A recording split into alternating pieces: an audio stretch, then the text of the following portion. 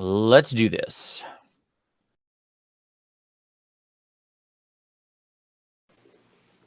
Hello, everybody, and welcome to another PmP end of month review. Well, what are we near? Excited. Everybody's, I think it's a slower month here to begin with. I suspect everybody's out having barbecues, enjoying themselves, soaking up the sun. Water park. The winter will be here soon, and with the winter comes more miniatures. Also, Mr. Kieran, how you doing today, buddy? Yeah, lovely. I feel like it's like the Three Stooges all represented when we are gathered in. Well, we all bring something slightly different besides to wear the whatever that is, your old man cap. Yeah. So that's nice of you. It really helps separate us. So that's good. But Indeed. we're going to talk about those end of month review submissions. As I say at the very beginning, we are always happy to talk about all this stuff. I love giving this feedback and I love doing this, but we only do this once a month. So for people watching, for our members of the PmP community, don't hesitate. When you see a post, a notification come in, when you see something go up in the community that you like, make sure you comment on it. If somebody asks a question, give them some feedback. You know, respond back to it, help them out, answer questions, give a positive critique. You can change somebody's hobby life every day by just taking a few seconds out of your gentlemen. I think that he said this is the last piece of his first ever fully painted 2,000 point army. Tried to improve on his medals and make the red a little more interesting. Okay. He's not sure about the heat or the wear and heat effect on the gun barrels and request feedback on that. And I do like that he kept the scroll empty because he has to earn his name on the tabletop.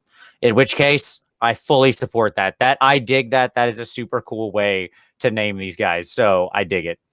All right, so let's talk about things I really like. You've got really great panel modulation on your colors. I buy that completely. Your edging is, for the most part, quite clean. There's a few parts where we get a little thicker than we want, like right here. That's a really tough edge to get, but it's good. I mean, for the most part, you're pretty darn solid there. Your metal looks good. The actual coloration on the scroll work looks really nice. So all of that is solid. Also, dusty feet. Way to go. Good dusty feet. I'm never going to miss a set of dusty feet. So that looks great. You specifically requested some feedback on the gun barrel, so I thought we'd flip to this picture. Okay. So what we want to avoid is these hard lines, right? I have a video on doing heated gun barrels, and the sort of short story of it is you go light brown. If you want to do the full, like, heated metal effect, you take a glaze of light brown ink, then a glaze of light purple ink over slightly less space, then a glaze of light blue ink over slightly less space. Then you do some light black ink over slightly less space. And then you do some black pigment on the end for the char, the actual matte char. Now, the key with that is you don't have to do all of that. Okay, like you don't need all of those colors to sell the effect. Even just brown and black will sell the effect. It depends on how hot these things get. Whether or not the metal gets permanently heated to show the purple and blue tones.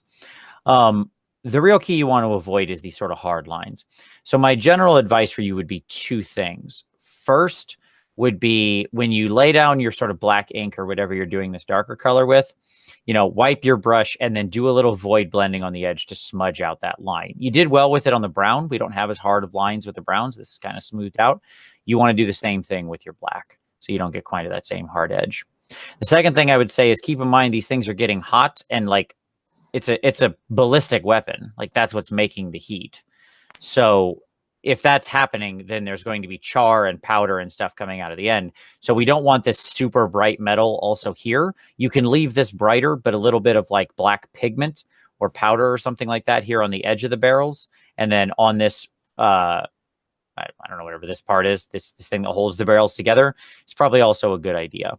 And that'll really sell the effect that these things have gotten hot, but have also been used because they need to look active for the heat effect to really sell. Okay. So that's my thought there. Now, let me just give you another general thought on making this dude more visually interesting. You had commented on the red and the orange. I actually think you did a great job with it. It looks nice. You've got, again, some good modulation. Your edges are real crisp. It really jumps out. My particular feeling is you could have done the helmet in red. I don't know if that's a particular rank where they get the red helmets, but I know I've seen some ultramarine dreadnoughts with red helmets. That'd be a nice color triangle. If the helmet can't be red because of a lore reason, you could do like his little, I don't know, hip plate here in red. That would still give you a nice triangle. Just some gotta thoughts. earn it.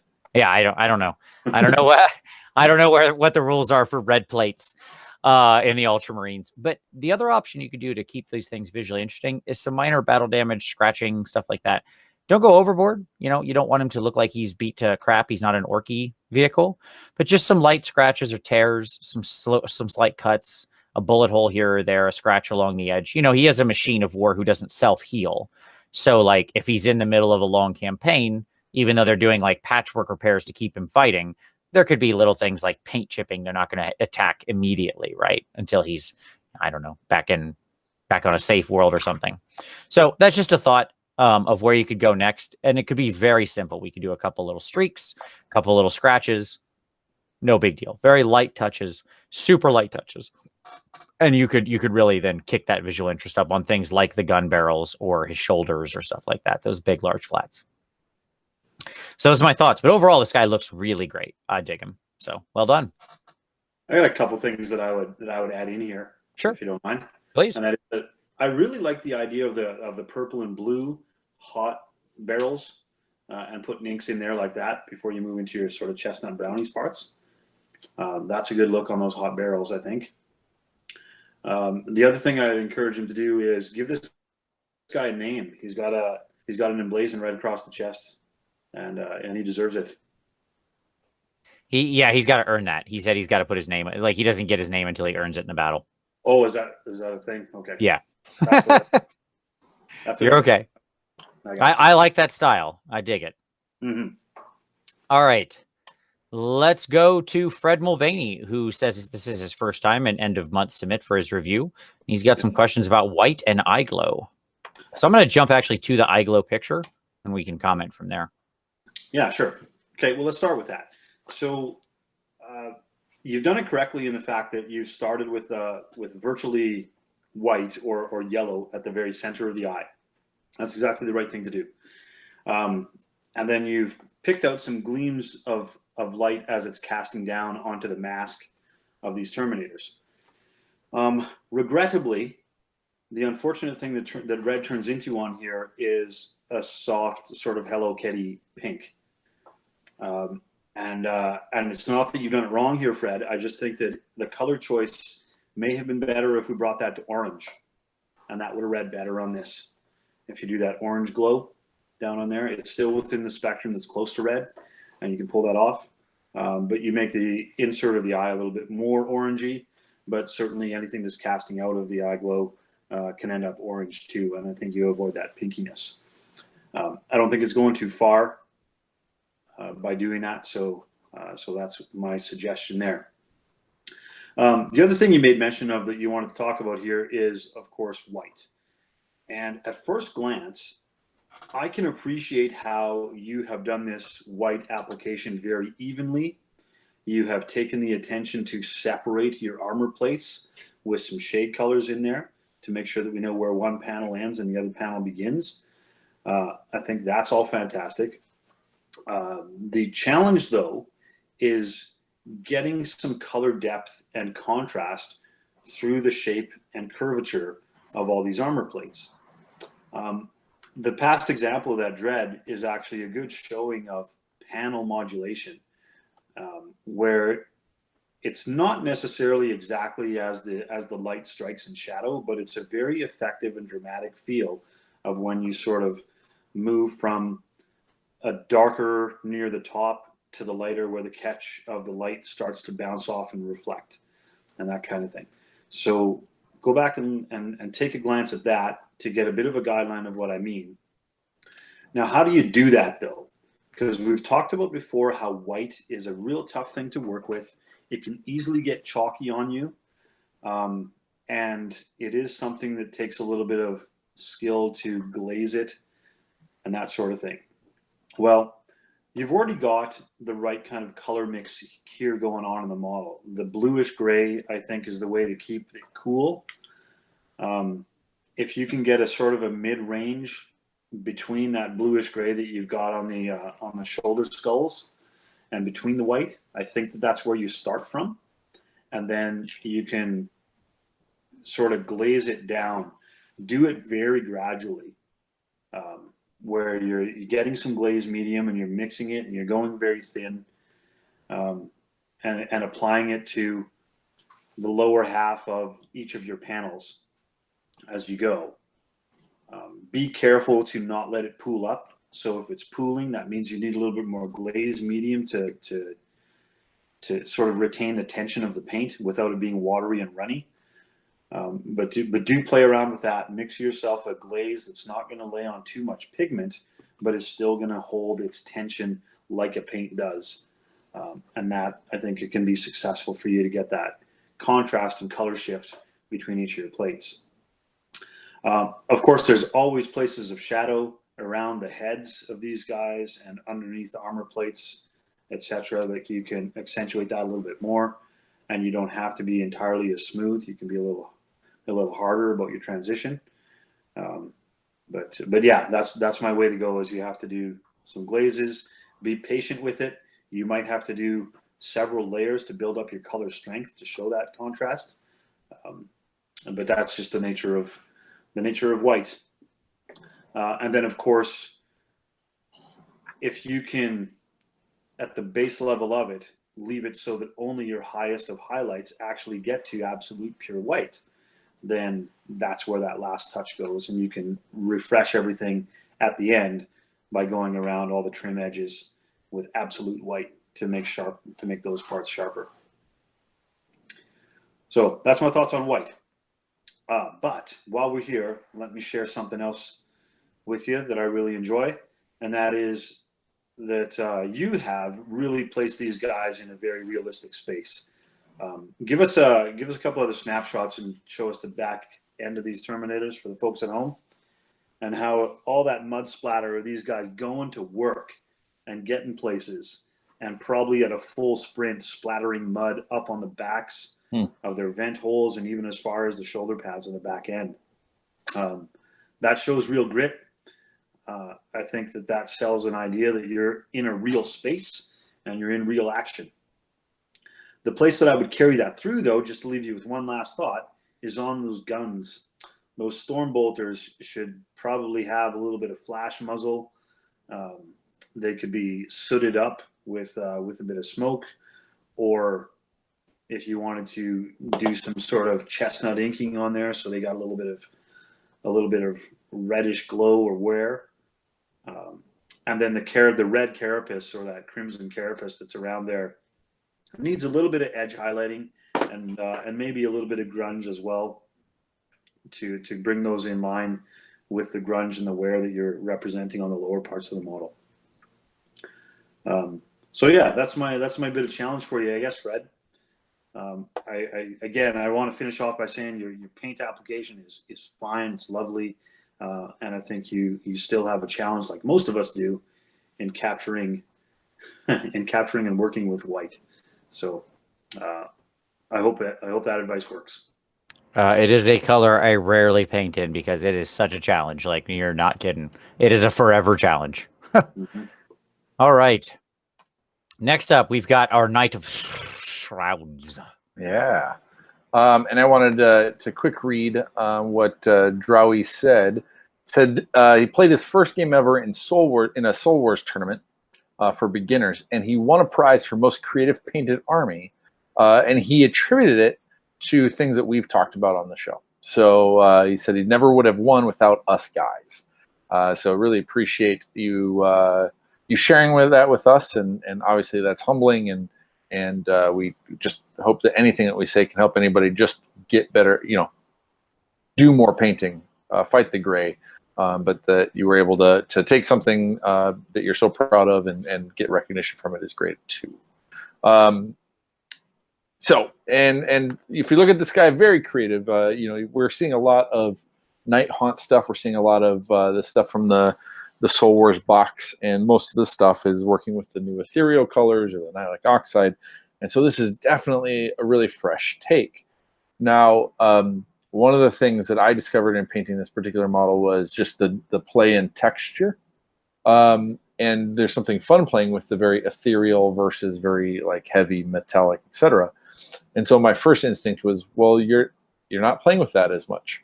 However, you've taken a very real approach that everything here may be tangible that we can see, and it's just when it wants to be ethereal, it becomes ethereal. So I really commend you with going a different route.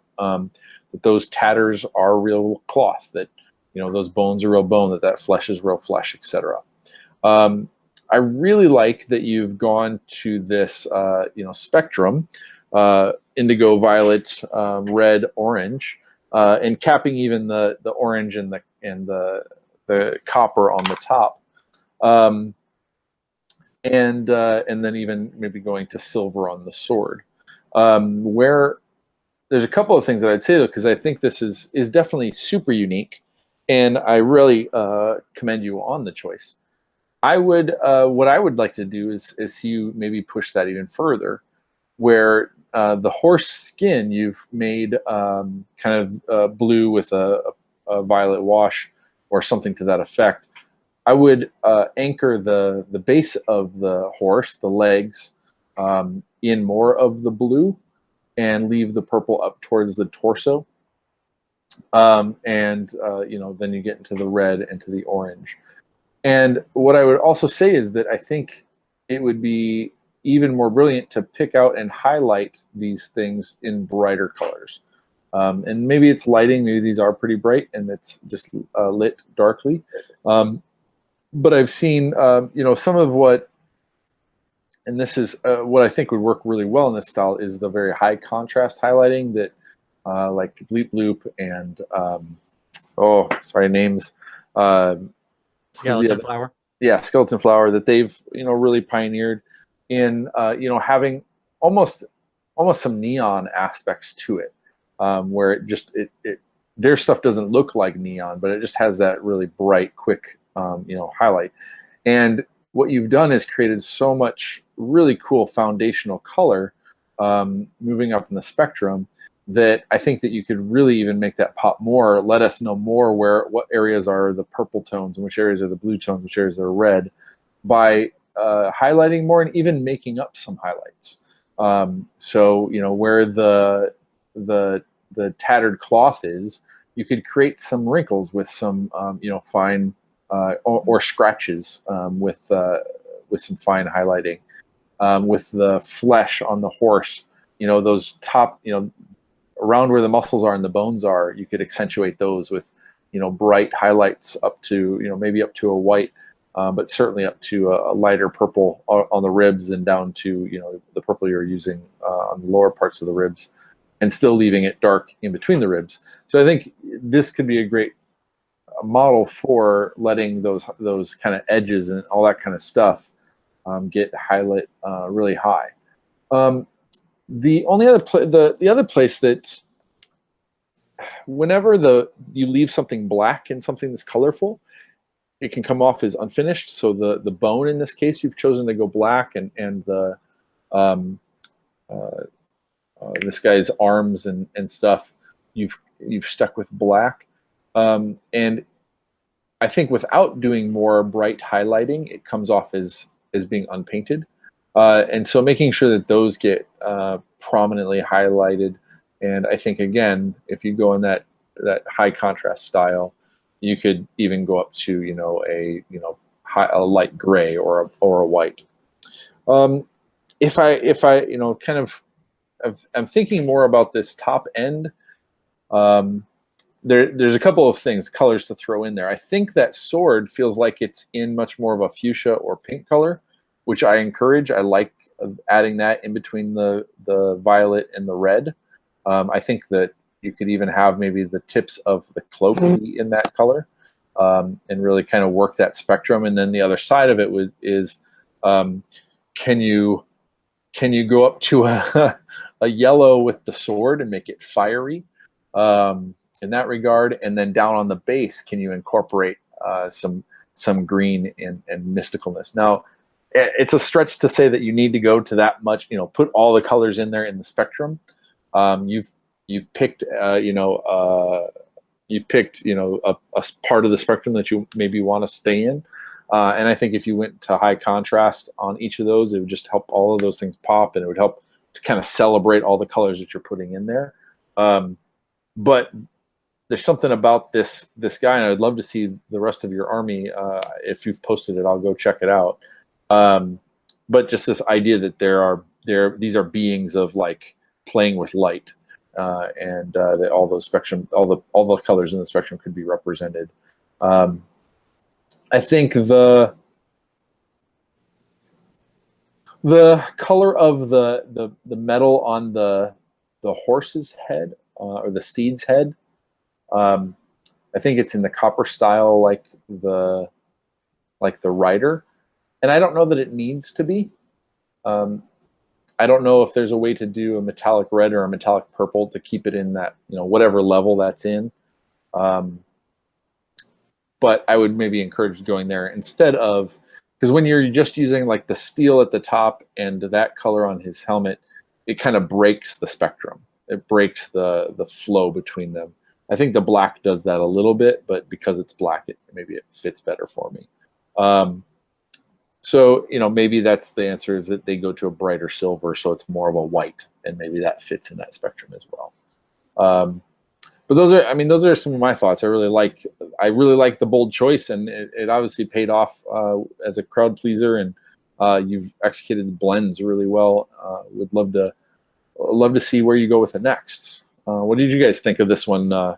Pretty unique version of this. Yeah, I agree. I think your advice is spot on. Yeah, I don't have too much to add. I like that he's taken the time to place a little bit of brass down lower on the model to sort of match up with the metallics up high. And he found an opportunity to do that in the hooves. So thinking about color balance, I think it's got some ways to go there with exactly as you said, that the purple should be the middle banding and leave it a little bit more blue down towards the base. So I'm on board with you there, Eric, too.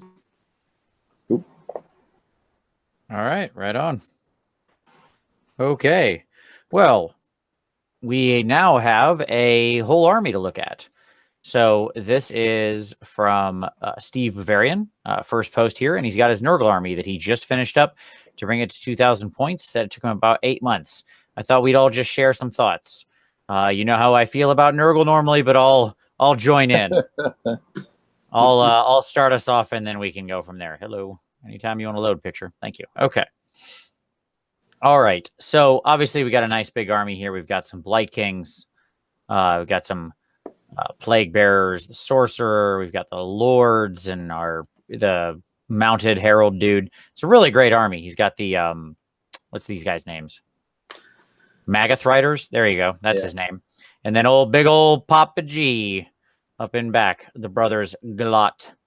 Well, I mean, like, let me just say from the rip, I think you did a great job with this army. Like 8 months is extremely respectable for doing an army. It takes a lot of people a lot longer than that. And, this is a great looking army. Like, it pops off the table. You used a lot of really interesting greens. You varied it up.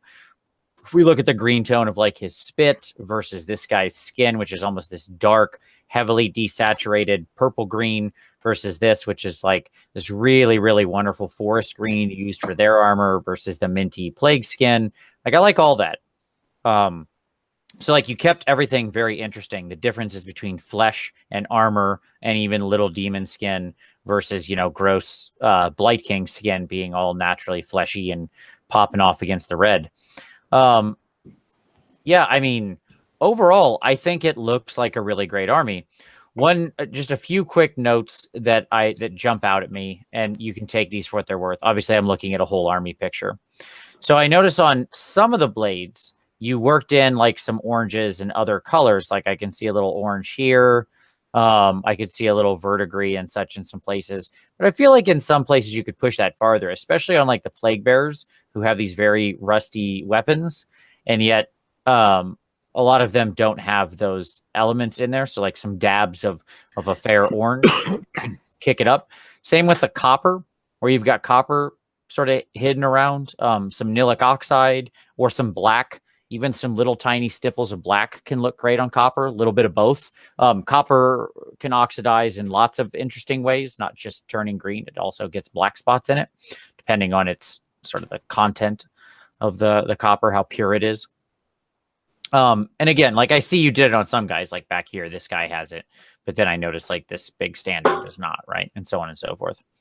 The skin tone looks really good. It's got a lot of different colors mixed into it, good purples, good pinks. So I dig all of that. This group over here with Mr. Spume is certainly revolting.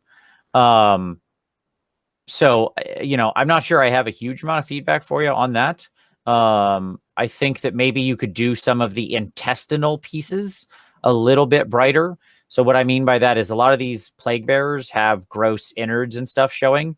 You know, don't be afraid to get a little brighter pink or even some blood for the blood god in there in some places. Used in extremely minor touches, it can add some really interesting, you know, sort of picks to it and really make some of those pop out. If we just have little dabs of it here or there, just to kind of help some of the really gross intestines really, you know, stand out all the way. Those are my initial thoughts. Gentlemen, what about yourselves? First of all, I can't believe you look closely enough at intestines to have that comment. So good. You're progressing, Vince. This has been really hard for me, but I respect this guy's first post. That's how much I value our members. Yeah. Well, I would say I very much appreciate the skin tone variation that he's got going on through here.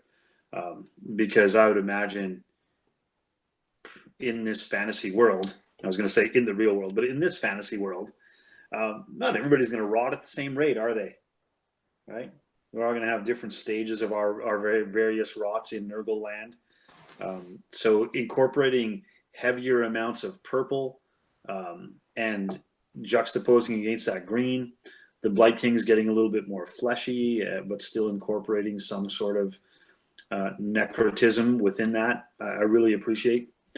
And as you pointed out, some forest greens through bright greens are all appearing through here, and minty stuff. So that's when I look at the armor overall, that's what strikes me as its strongest point, is that flesh variation throughout the whole thing. The one thing that I wanted to maybe offer as a sort of a bringing it down into something of focus on these guys, and there's probably something you didn't look at, Vince, is all the little pustules, the yellowy buboes and pustules on these things. And what I thought when I was looking, yeah, I've got my limits, man. Yeah, of course. So when I was looking at this, Steve, the thought that I had is that they could be represented as a little bit more sort of about to burst, glossy, you know, a thin veil of flesh that's covering them up by putting little points of gleaming light on the top edges of all of those little buboes. If you can, it's not quite in the same way as what I imagine gemstones, but similar, right? How you have one part of gleaming light on each of those little buboes to make it look like it's shiny and, you know, and very sort of glossy and reflecting some light. So yeah, there's my minor touch improvement that I think would look really characterful throughout the army. Over to you, Eric. Yeah, I mean, I'm the biggest fan of kind of the variety that you've put into the army. Obviously, you know, Glotkin being a huge centerpiece, the Magath Rider being kind of a mid-size. You got your elites, you got a bunch of heroes, and you've got your plague bearers. So I think composition-wise too is just a really cool-looking army. And you do have kind of a distinction, I think, between the mortals, being the Blight Kings, etc., with their kind of more human flesh tones, and their kind of emerald green armor, or their forest green armor, and then you've got kind of the light sickly green of the demons, etc. So I think you do a good job of kind of differentiating the two, while, you know, they still feel like they're part of the same army. I mean, I think that there's some places like the metal where it feels like there's, I don't know. I don't want to see like too much variation in the types of metal or treatments. But I tend to treat metal similarly throughout the army. But as has been mentioned, You know, things rot in different ways. You've got, you know, you're showing, if you're going to take an army and show like how steel ages and rusts, and how copper, you know, is blemished and, you know, tarnishes, and how brass, you know, if there were an army that would show all of that, this would be that army. And so I think that, you know, having that here, you know, is the case. I would agree with the plague bearers kind of become the most uniform. Like with the Blight Kings, it's easy to pick out the skin, the flesh from the armor. I think in the case of the plague bearers, similarly, the guts from the, you know, skin is where you want to kind of emphasize those details and show kind of what's different. And you have, you know, you've shown capability in your Blight Kings of really making that those tears pop. Pustules pop, and those tears, you know, trick out those tears. So, you know, like I'd say the plague bearers kind of look, obviously, again, that's the horde unit, so you're gonna probably spend a little bit less time with them.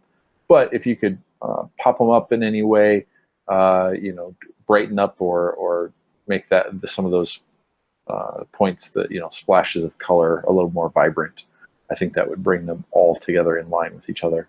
And I think the Dracoth could use some of those bright flesh tone colors as well.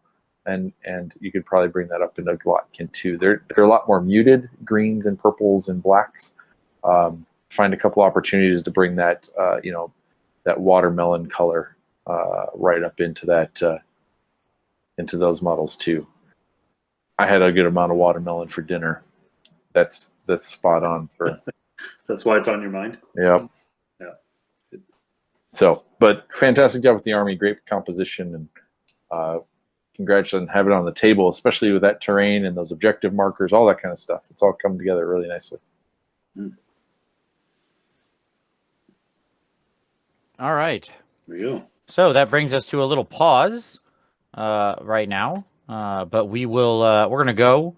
We're going to change our shirts and grab a cup of coffee and. Hello, everybody. Welcome back. So we are going to continue, and by we, I mean just me. We had a little bit of a scheduling conflict tonight, so it's just going to be me. So I'm going to finish out the month, and we will review everything else that was submitted into the PmP. So I don't lock on myself here, even though I'm the only one, and we're going to jump right into it. We had a good number of returning submissions for the end of the month.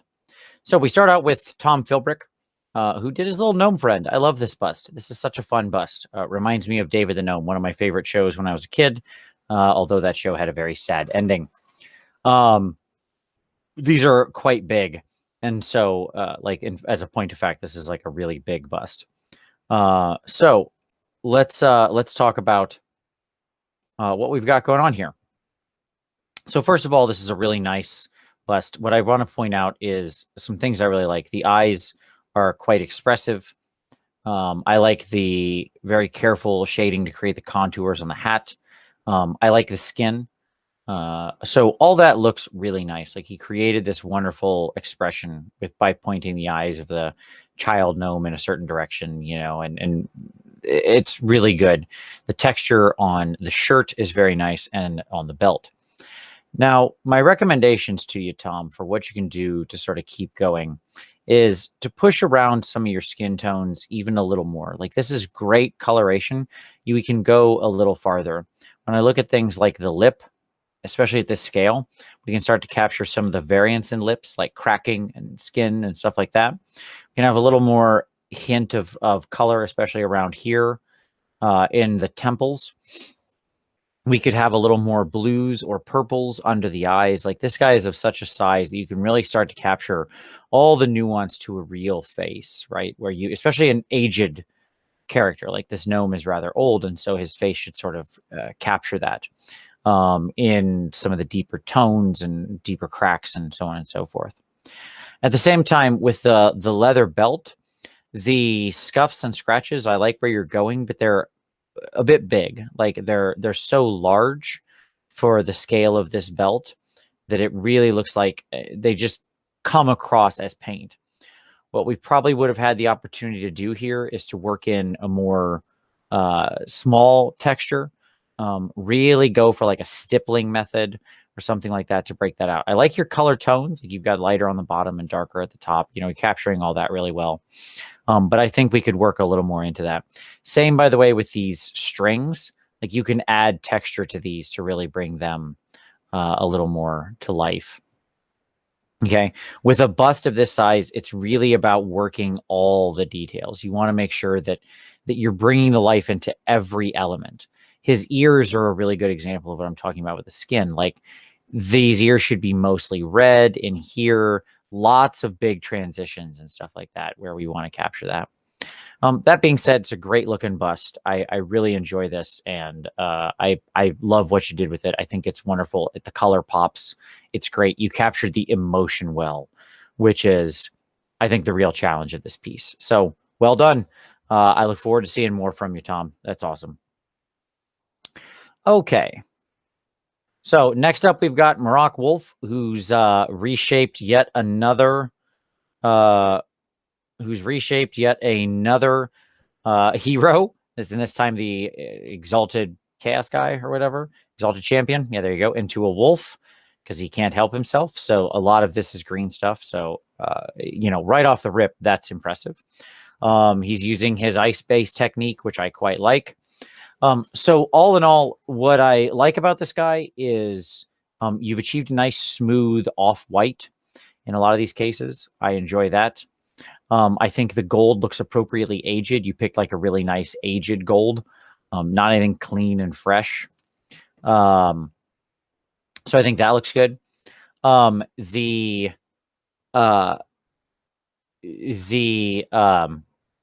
fur has some nice contours around the legs, so I enjoy that part. What I would say is, if I was going to challenge you here on what to go for your next level stuff, I would pick out the following elements. First, I think the gold could use a little more. The gold itself could use a little more variance, especially around the rivets and underneath in here. We could even get it in some oxide or something. If you're picturing true gold where it doesn't green out, then just some more deeps browns or purples, something to show the aging to match it in. The axe is, given the rest of your highlighting, is highlighted in reverse. This should be light and this should be light and this should be dark and this should be dark, because the light would be coming down, gather along the bottom end, hit the ground, bounce back up, and this would be the highest point of collection on the bottom. It's a small point, but it's just something I noticed. And at the same time, I'd love to see more color worked into your steel.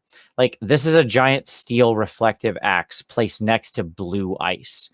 It feels like at the minimum down here, there should be blue in it, right? So that's one thing that kind of jumped out at me. The other thing I would say is I'd love to see a little more variance around the fur at the bottom of his like sort of beard here, his muzzle, tips of the hair, tips of the knees, where the fur has gone very thin and would be showing more of an ivory or white color. Even if it was in fact brown fur, it would still appear like ivory or white because it would be mostly transparent. All right. But overall, this is a really awesome conversion. I always love the Exalted Champion. I think you did a great job here with, you know, the weapon swaps, the head, the green stuff shaping. All of that is top notch, as always, from Mr. Maroc. Okay. Hola. Hey, Mr. Stone Monk has joined me. All right, great. I was just working through it by myself, buddy. Hey. So I'll give you, we'll tell you what, I'll take Grayson's 5-man squad here. Okay. If you wanna tee up the next one, which is Gut Rot Spume. I wasn't excited to talk about that one anyways. I'm here to save the day. All right. So Grayson, welcome, first off. And he says he was going for a 5-man squad. And his goals was he wanted a clean tabletop level of painting with them, clean decals, and he wanted to play around with some cork rocks. Okay, great. Perfectly achieved. I like it. I like that Grayson set out reasonable, achievable goals and then painted to meet that. I wish more people would think in these terms when they set about to painting models, because setting that kind of expectation and then painting to it is a great way to both push yourself in little ways, but not try to chase every dragon. So let's examine what we achieved here. So first off, did we achieve a clean tabletop standard? The answer to that is most certainly yes. This is a wonderfully clean, sharp paint job, right? Like I look at this, all the paint is where it should be. Everything looks smooth. Everything looks well placed, clear, high saturation, very clean. So I dig that. So box 1, check mark. Step two, step the second. Clean decals. So we look at our shoulder pad decals. Yep. I mean, I do not see anything wrong with here. They've clearly been applied with the right fixer. I don't see any gloss shine or anything like that. They look wonderfully worked in. They look melted into the armor, into the paint. Fantastic. So I'm going to give that one a big check mark as well. Okay. Playing around with cork rocks. Well, you certainly did. You played around with them. Can't argue with that. My statement would be, you probably want to scuff them up a little more. Cork is hard to make not look like cork. That's really the challenge. Like you can spot it a mile away. So I would look at bringing some of the like rock and grit you use up onto it. Attack this with like a sharp edged something, not like your X-Acto knife, but you can just be very careful. I use like a shaping tool and I kind of dig into them. Just to make it varied in their height. So they're not like, because right now they're all universally exactly this high, which is the width of your cork. So kind of scuff them, chunk them out, rip pieces out, make them varied heights, stuff like that. If you can put a little grit paste over top too, so like rocks come up the side and are on top, that's a good way to vary them up. So I think you were extremely successful in your goals. So well done. I think you guys look good. Great tabletop unit. I think if you wanted to take it up to the next level and push yourself, my push for you would be some kind of tonal variation on something like the blue. You can achieve that through a ton of different ways. We could go for like a zenithal pattern with a glaze for the blue instead of going for the strong blue. We could just do some like dry brushing and then at the top part and then a blue glaze back over top. We could do some edge highlighting on things like their knees and the edge of their armor plates and the center of their face and stuff like that. That would be fine too. There's lots of ways you could go. Just, I would say your next step is probably tonal variation of some kind if you wanted to push yourself further. But you don't have to. You achieved everything you set out to do here quite successfully. If you wanted to go farther, that's how I do it. But great stuff. Hope to see more. All right. Gut rot spume. Is this all right, Carlson? Now, he did say that in that first comment that he meant to put that in finished projects. That's all right. We'll talk about it anyway since it's here. So this is seems to be, let's see. The one thing I wasn't sure of, so there's a couple of things here. The helmet and the shoulder pad, I wasn't certain if those were still gray plastic or not. And so I think that might have just been a case of the coloring or the lighting or something, etc. But there's a lot of cool things going on here in regards to the coloration. You did some great blending on the tentacles. You had got multiple colors in there, which I think is a signature of this model, of having these tentacles that go into some unnatural colors, etc. And in that regard, I would say that's obviously the standout portion of it. Where I think part of that, though, is while they should be emphasized, they kind of feel like they're separate from the model, like they're not part of this being. And some of that comes to how you're where that green transitions, or in this case, doesn't transition into that flesh color, that the orangish brown flesh. In fact, I wondered if it might not be more successful if either we had the purple closer to the body, and we were able to use the purple in the flesh, because that purple, the bruising and that sort of stuff works really well with flesh. And so then it would fade out into a green, which would actually highlight the tips of the tentacles quite a bit in contrast.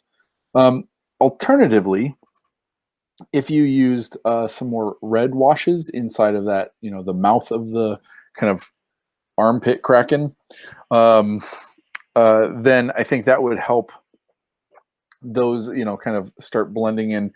Red, works off the green really well. It works into the flesh. And that sort of thing to kind of help blend that in.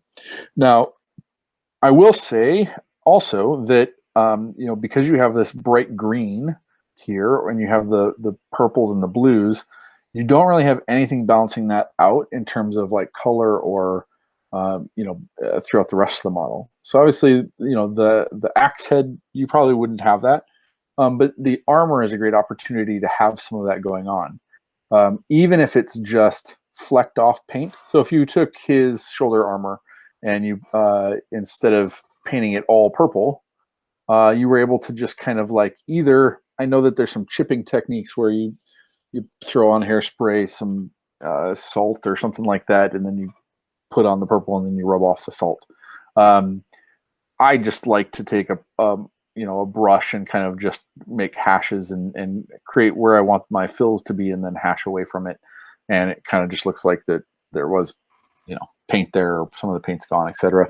Or go the opposite way, paint it all purple and then hash away with some metal and some other chipping or dark brown or a black to get that kind of chipping coming off of the metal, the pauldron and stuff. Same with his knee pad and his foot. Or at least the armor before his foot turns into a hoof, his helmet, and there's a little bit of shoulder armor on his above the tentacles.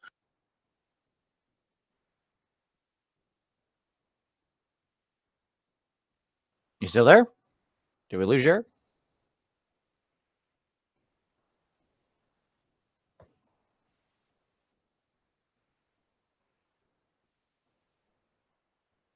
Nope, he's back. Sorry about that.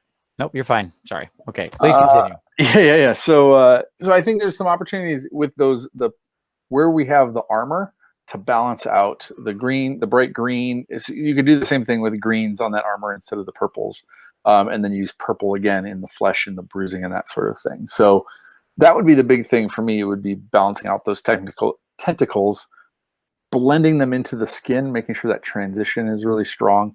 But I also think that means the last thing, I guess, well, no, maybe not last thing, but another thing that just kind of noticing in that is that these leather straps, especially the ones on his chest, appear to be the same color as the flesh tone.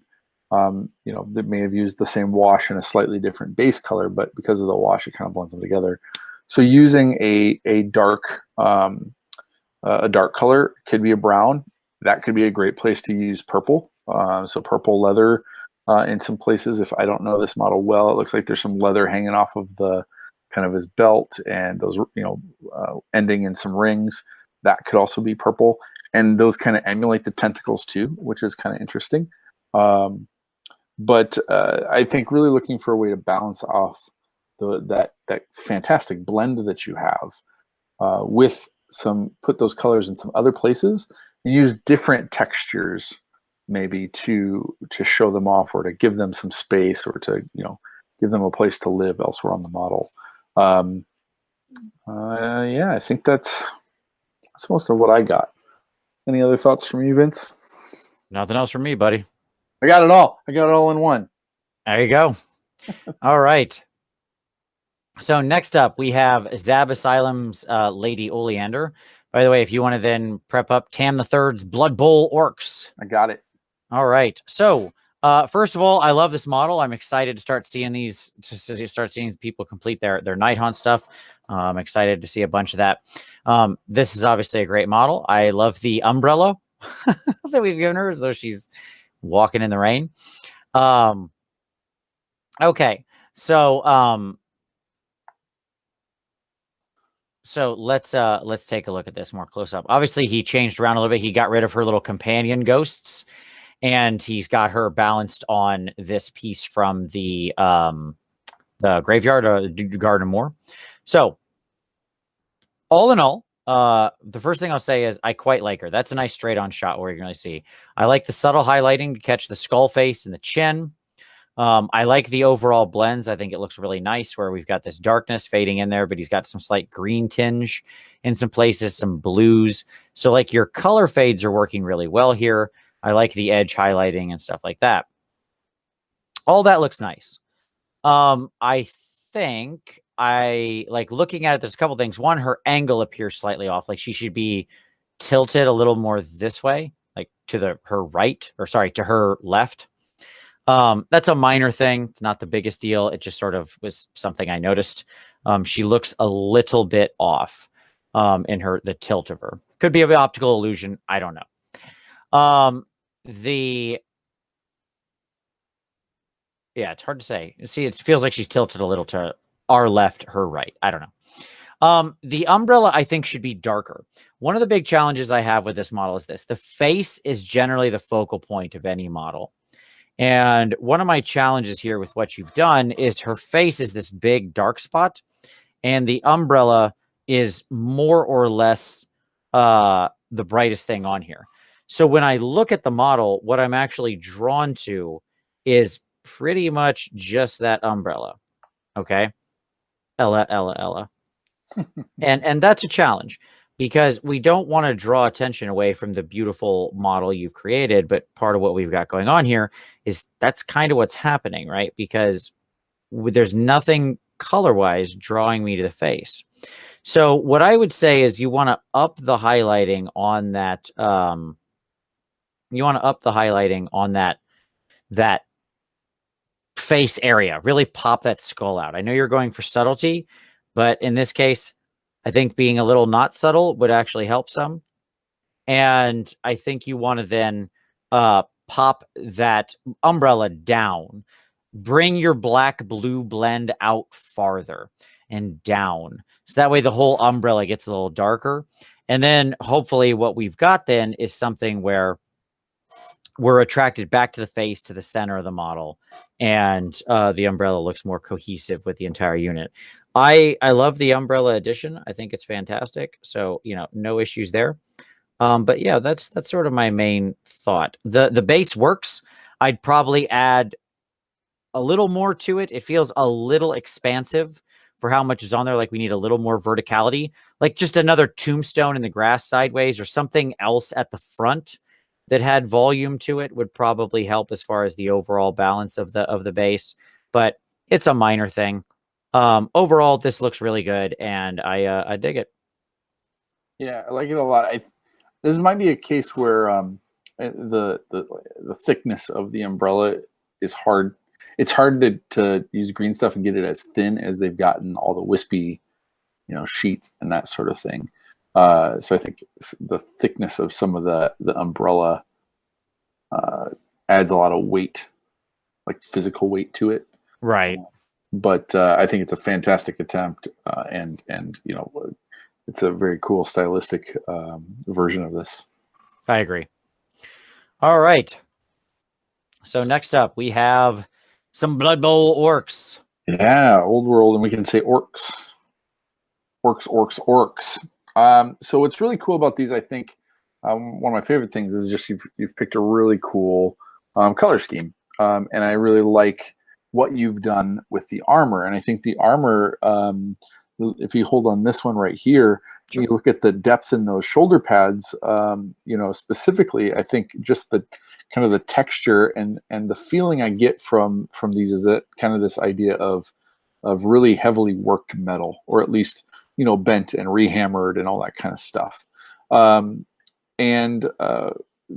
see that really cool. There's some other things that you do really cool throughout the range that have, like in the knee pads, and these other metal plates where you do a lot of really cool blends down on the knees, and the shoe, it looks like you're doing some non-metallic metal or more shiny metal, and that could certainly be the case with this, that they've got some of their armor is just pieced on and it's perfectly fine until they do something to it. Although I guess what I do think that perhaps the bright white highlight that's outlining all the armor and kind of the highest spots, maybe would have liked to seen that reserved maybe a little bit more for just the tips and tops. But it feels like it's, that armor underneath his chin that's kind of hidden in shadow, maybe not have the white highlight on that. So that's something where maybe if you wash that over with a blue or something, that would go back down. So I would say in this case, maybe be a little more conservative with the white. The other thing is, some of these spots where like that armor that's underneath it, is chest armor or pelvic armor. Would love to see more irregularity in that blend. Like that blend is pretty smooth, but showing me more of that kind of hammered out and kind of texture that you have up here. I think this right here is by far, I think, one of my favorite textures that you've got in whole set. The skin has a really great sense of tones with dark greens going up to bright greens.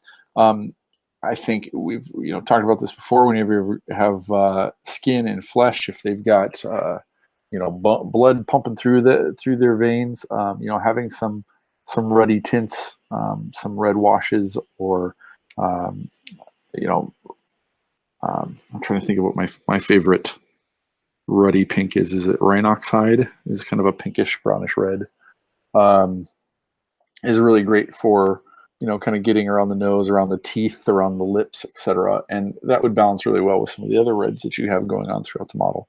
But I think in general, the green skin you've got a lot of depth in there. Now, if you take me back to the left, and I think it'll be really evident here. Yep. Where I think you could absolutely right now today take this model up a little bit more is in the leather jerkin, if I'm saying that right, the shirt. The pants do all right because there's some texture there that has caught the wash, but the shirt up on top of his shoulders, because there's not a lot of texture that's molded there or sculpted there, it's not catching the washes. But you could be doing some of that same blending from dark browns up to light browns, up to this color is great going down to it I think Rhinox hide is the brown, dark brown, going down to that, and then in addition to that, I'm trying to find opportunities to do this. I've got some coming up. One of my goals for one of my armies is to do a lot of brown leather with the scratches and stuff, and Vince has some videos on that topic.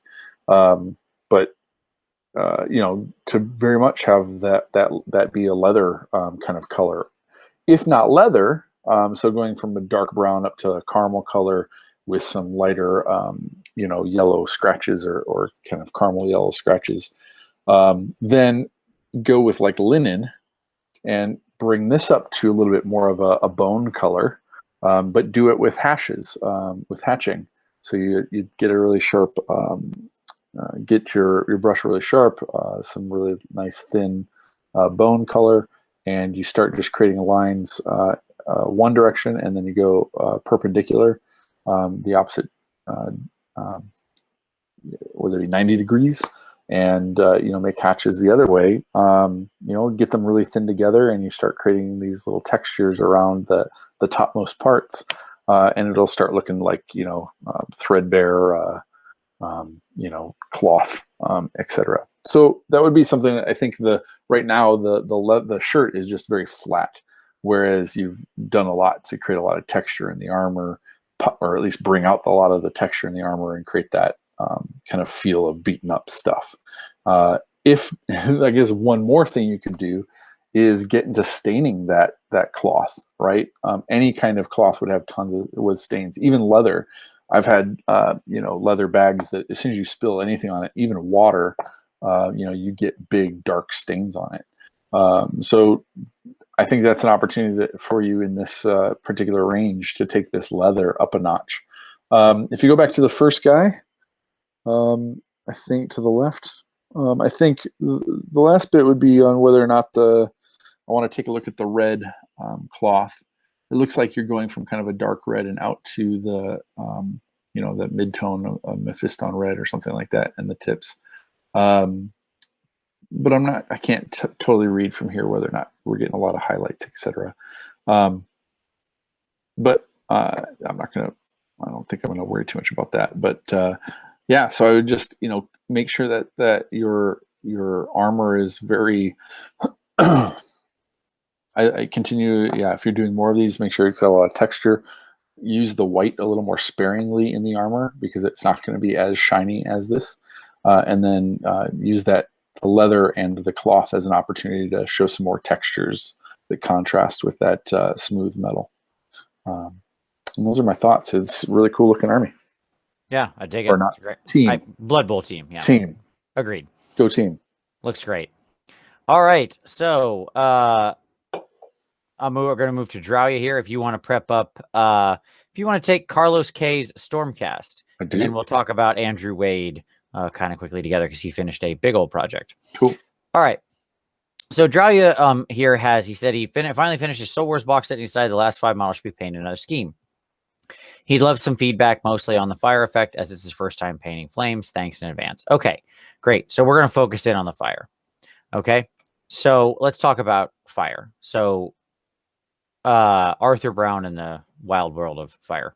So the nature of fire is such that what we're going to need to do here is smooth this way out. I have a video on painting fire on my channel. I would highly direct you toward that. The first thing I will say is you don't want these hard lines. Like this is thick layers, way too strong of transitions. So we need to smooth this way out.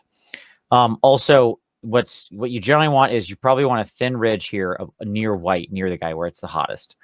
And you want a very small amount of yellow going down into an ochre and a broad space of orange, like a deep orange. Fire is a deep orange when you represent it. Then it should go, you don't want this red. So this is like a candy red, apple red, Ferrari red. Fire doesn't turn this red. What you want is you want to heat whole red very quickly. So you want to go from an orange to just barely a short orange red and then into a deep red brown. Like look up whole red and you'll see what I'm talking about. And then you can char out your tips, which I like the idea here. Like you've got the right transitions. You just need to alter your colors slightly in their spacing and then smooth them out. And that's going to be a matter of working some glazes back and forth. The advantage, though, is that all of these colors are very transparent. So it's very easy to glaze with. I have a video on that as well if you want to know more on how to glazing. How to glaze. Is it going to be fun when we get to the day where we can just say, oh, this looks fantastic. Just watch Vince's video number 14, 27, 82, 30, 357, and 1012. Sure. I look forward to the day I have 1,000 hobby cheating videos. Absolutely. I'll be an old man, but it'll happen. All right. So, and then you can go down to that like very deep brown black / black at the very end. But again, it should be a slow, gentle fade into it. You want it to crisp toward it. Your other choice, if you want to get real crazy, is you can stipple some of that black end to make it look more like smoke or ash or cinder. And you can kind of play like that. That's a little different technique that can be a little more challenging, but that would be my advice. I like the face. I like how you worked the subtle red into it. The black looks good. The wood looks good. The rope looks good. Like all this is a really good idea. I love this concept of fiery night hunt. So like you have a banner idea here, man. This is sponsored. Do it. You just need to sort of alter our colors, smooth it out, and you'll be rock and roll. Yeah. I block out my colors like this often before I go to a blend. Right. And then you just kind of blend the middle, right? And smooth it all out. Yeah. Absolutely. This is perfectly valid as a way to sort of lay down your initial colors and then go back in and you just glaze and smooth the middles and do mixes and stuff like that. Yep. All right. So Stormcast from Carlos K. All right. So first off, this is still probably one of my favorite models of the entire Age of Sigmar range. Came out with the first starter set. Surprised that now the Dracoth is the smallest amount of the Stormcast, which is interesting. The Dracolines and the Griff Chargers are all bigger. Anyway, what I love what you've done here is you've got a very limited palette. You've got the blues, the green, I'm going to call it blue, aqua, and silver. And you've done a really good job of kind of blocking them out in different spots. With the exception, I would say, of the shoulder and the haunch armor on the Dracoth, in that it kind of just blends in. It's not the same color as the skin, but it doesn't really separate. So I like that you tried to break up the silver so that not everything is silver. But in this case, I might have picked maybe the dark blue of the cape to go, for those shoulder and the haunch armor, just so that they stood out, where the skin is versus where the armor is. That said, if we scoot around, first of all, I guess I'll say first off, as we go around, you'll see that the armor being silver, like we don't see a lot of full silver armor anymore. But let's stop right. Let's look at this.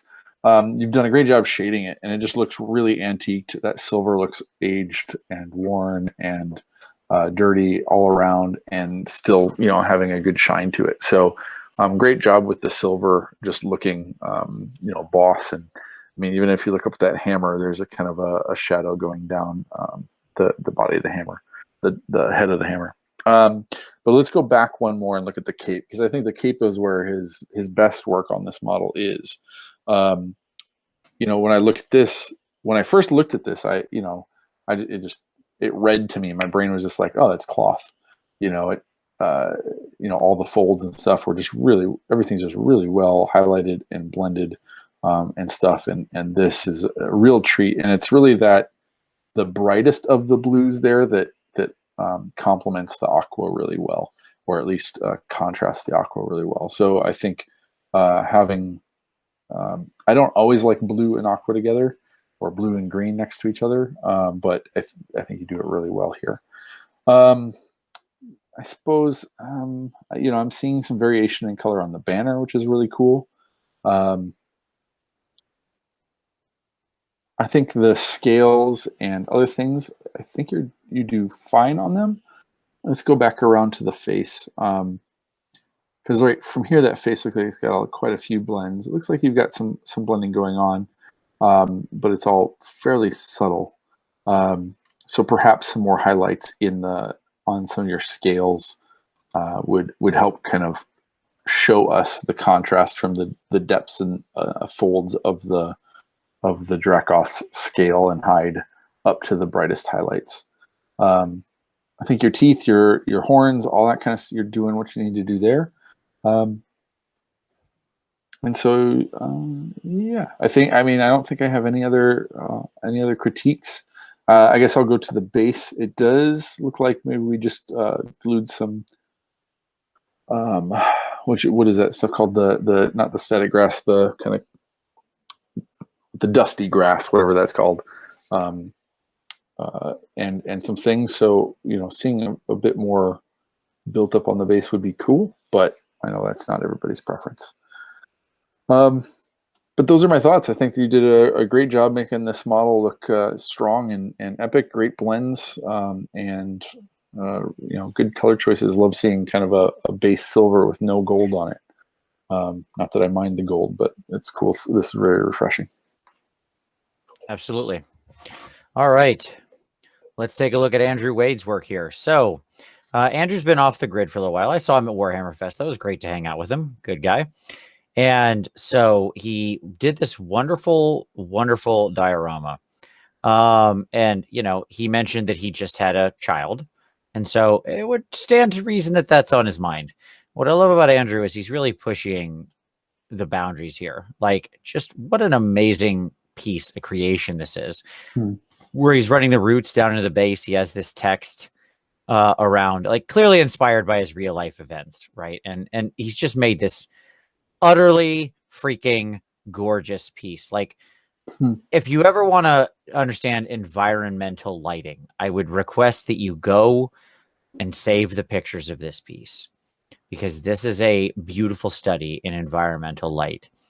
There's an off-camera light source, and he's meant it to be illuminating her in this tree, right? And he has this ground, and he's illuminated the roots, even though they're clearly below ground level. Like, he's blacked this out so it's not in the universe.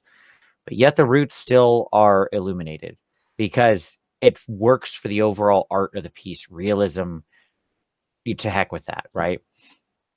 The way that he's done the coloration on the woman's dress here is very much reminiscent of an oil painting, of like sort of our Renaissance coloration. As you can see, he has these subtle tones of yellows and ochres and sepias in here, right?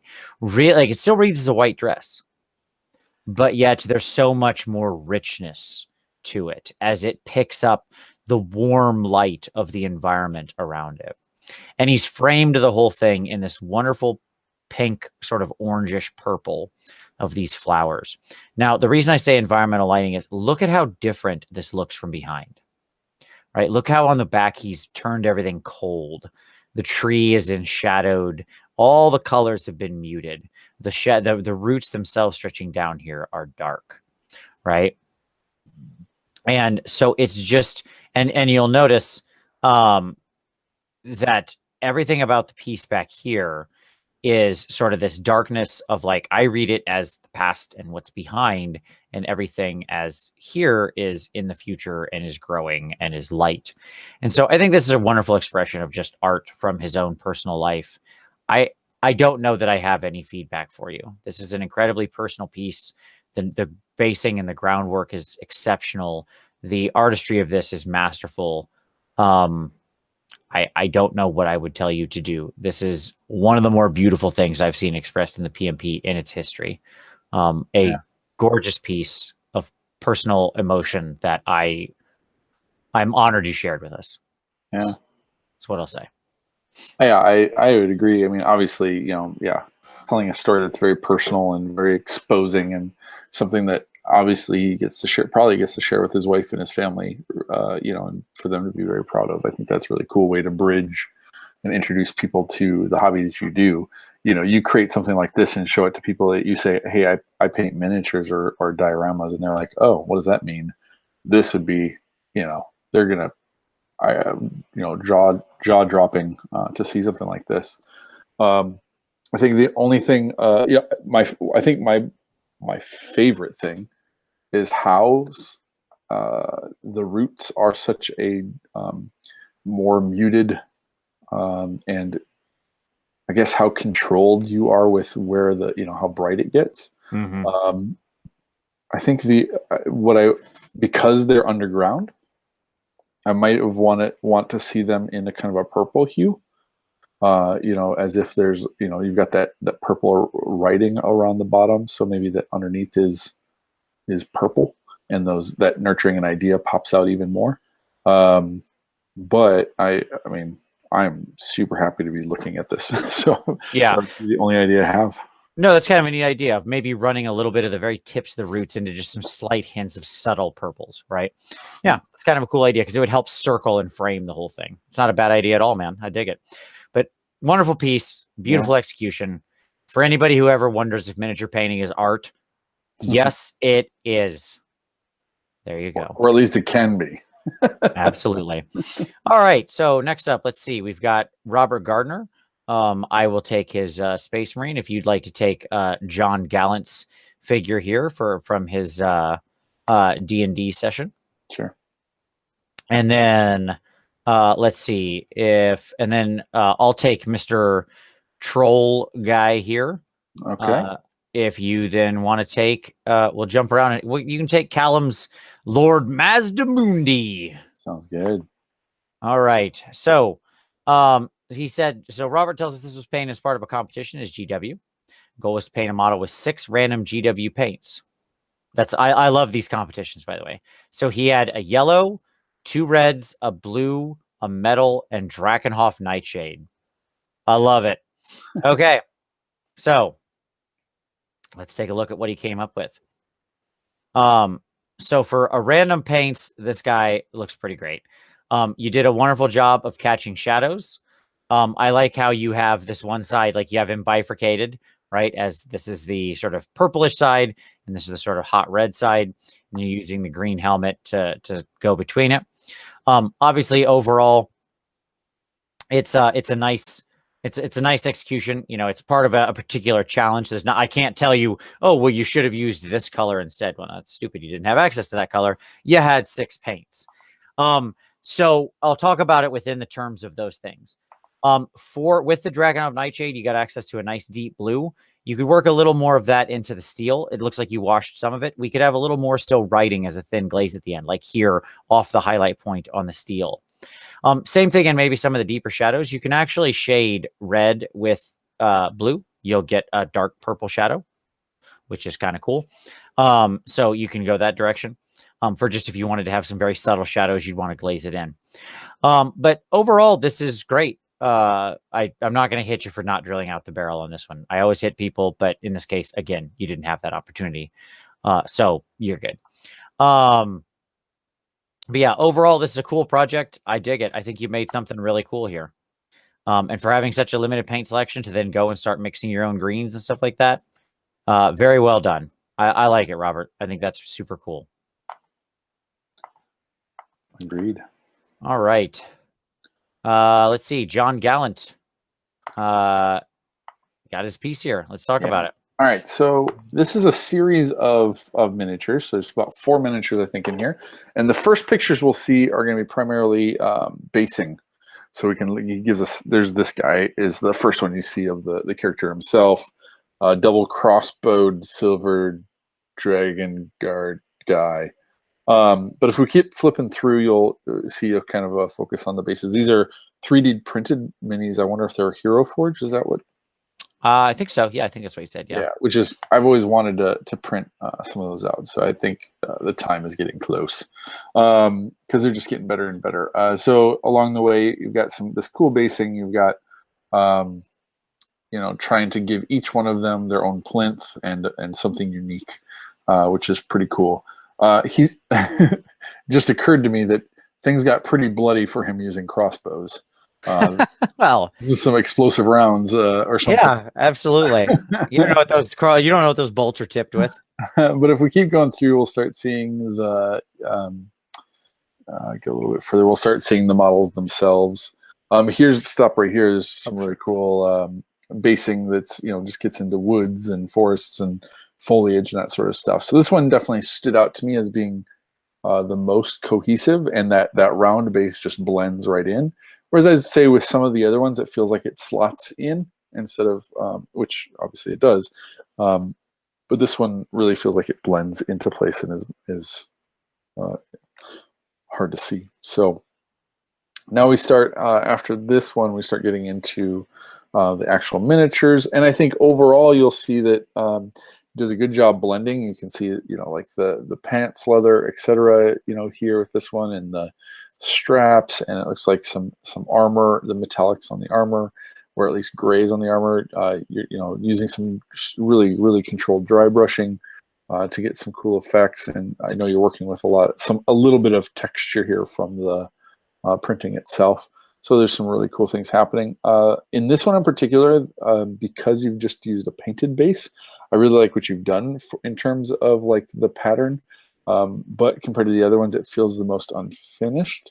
So I don't know if it'd be worth a cool effect could be using floral wire or that's super thin and bendable and that sort of stuff to create like more 3-dimensional lightning around the base, etc. So that could be interesting to add more dimension to the base like you do with the other ones. Otherwise, it could be cool to add some, using hot glue to add some texture, 3-dimensionality to it. So this guy is super cool. I think this one, what I'd like to focus on with these 4 models is maybe the skin. If you go forward for me to the bald, this guy right here. Oh, sorry. Yep, no, it's good. This guy's, so his skin tone is really cool. It's really unique. But what I get the impression of, and I may be wrong, so if this guy is more of like a tiger person, then maybe I'm wrong here in seeing these stripes as maybe an attempt at, are these stripes or do you read them as like veins? I read them as like tattoos. Okay. So here's what I initially thought maybe they were veins. What I'd love to see is, and we talked about this before in some of the other ones, but if you go to the next one, and sorry, I'm flipping around a lot because there's just 4 different ones, but if you would go to I guess go to the last one in the series, Vince. But I think you can see in all the skin tones that they're a bit more flat. And I think where you've got a lot of good you've got fantastic blocking and really good blends in a lot of places. I think if you spent a little bit of time on the flesh, just adding a little bit more warmth in terms of reds or colds in terms of blues to kind of help make the skin pop a little bit more. I think that could be a great way of just adding a little bit to the, these are pretty small models with the texture that we're talking about, but I think that might be the place to add the most. And I think that Monk is a great opportunity to get some reds, in and around the muscles, some blues around the kind of kind of the inside of the elbow. I'm trying to think of, I don't know what that's called, the elbow pit. To get some blues in there to show some of the, just kind of the sense that it's different warmths and cold spots in the skin. Otherwise, I think you've done a great job with the coloring of these. Some of the bases feel like they just slot in instead of blend in, and so anything you can do to kind of help with that. But I think these are really cool, and I love that. I'm assuming that you've making an assumption. I guess I could probably, if I had a second, go back and read that these are for a D&D game, and that all of your players or co-players or whatever each have their own. Each has their own plinth or their model with their plinth on it, and has to feel pretty special about that. So that's a really cool thing that they get to have. Yeah, I dig it. It's a really cool project. Super nice gift. I dig it. Yep. All right. So Dan, new guy here, says he's been painting mini since January, so very new to it. So let's take a look at what he's got. He said he'd love some feedback on his mushroom trolls and anything he should try to improve for his next project. All right.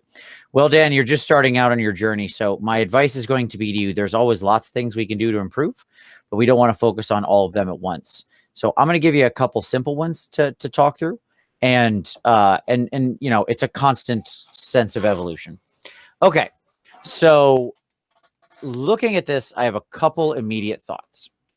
The first thing I want to comment on is the skin, because that's the most abundant part of this model. So my first challenge for you with the skin would be to think about some tonal variation a little more across the skin. This can be achieved through washes and layerings back up in the GW style, a little more targeted, things like that. But stuff like around his muscles, under his rib cage here, under the under his pecs, in the abs, in between his leg muscles, all these kind of stuff, where to see some more variance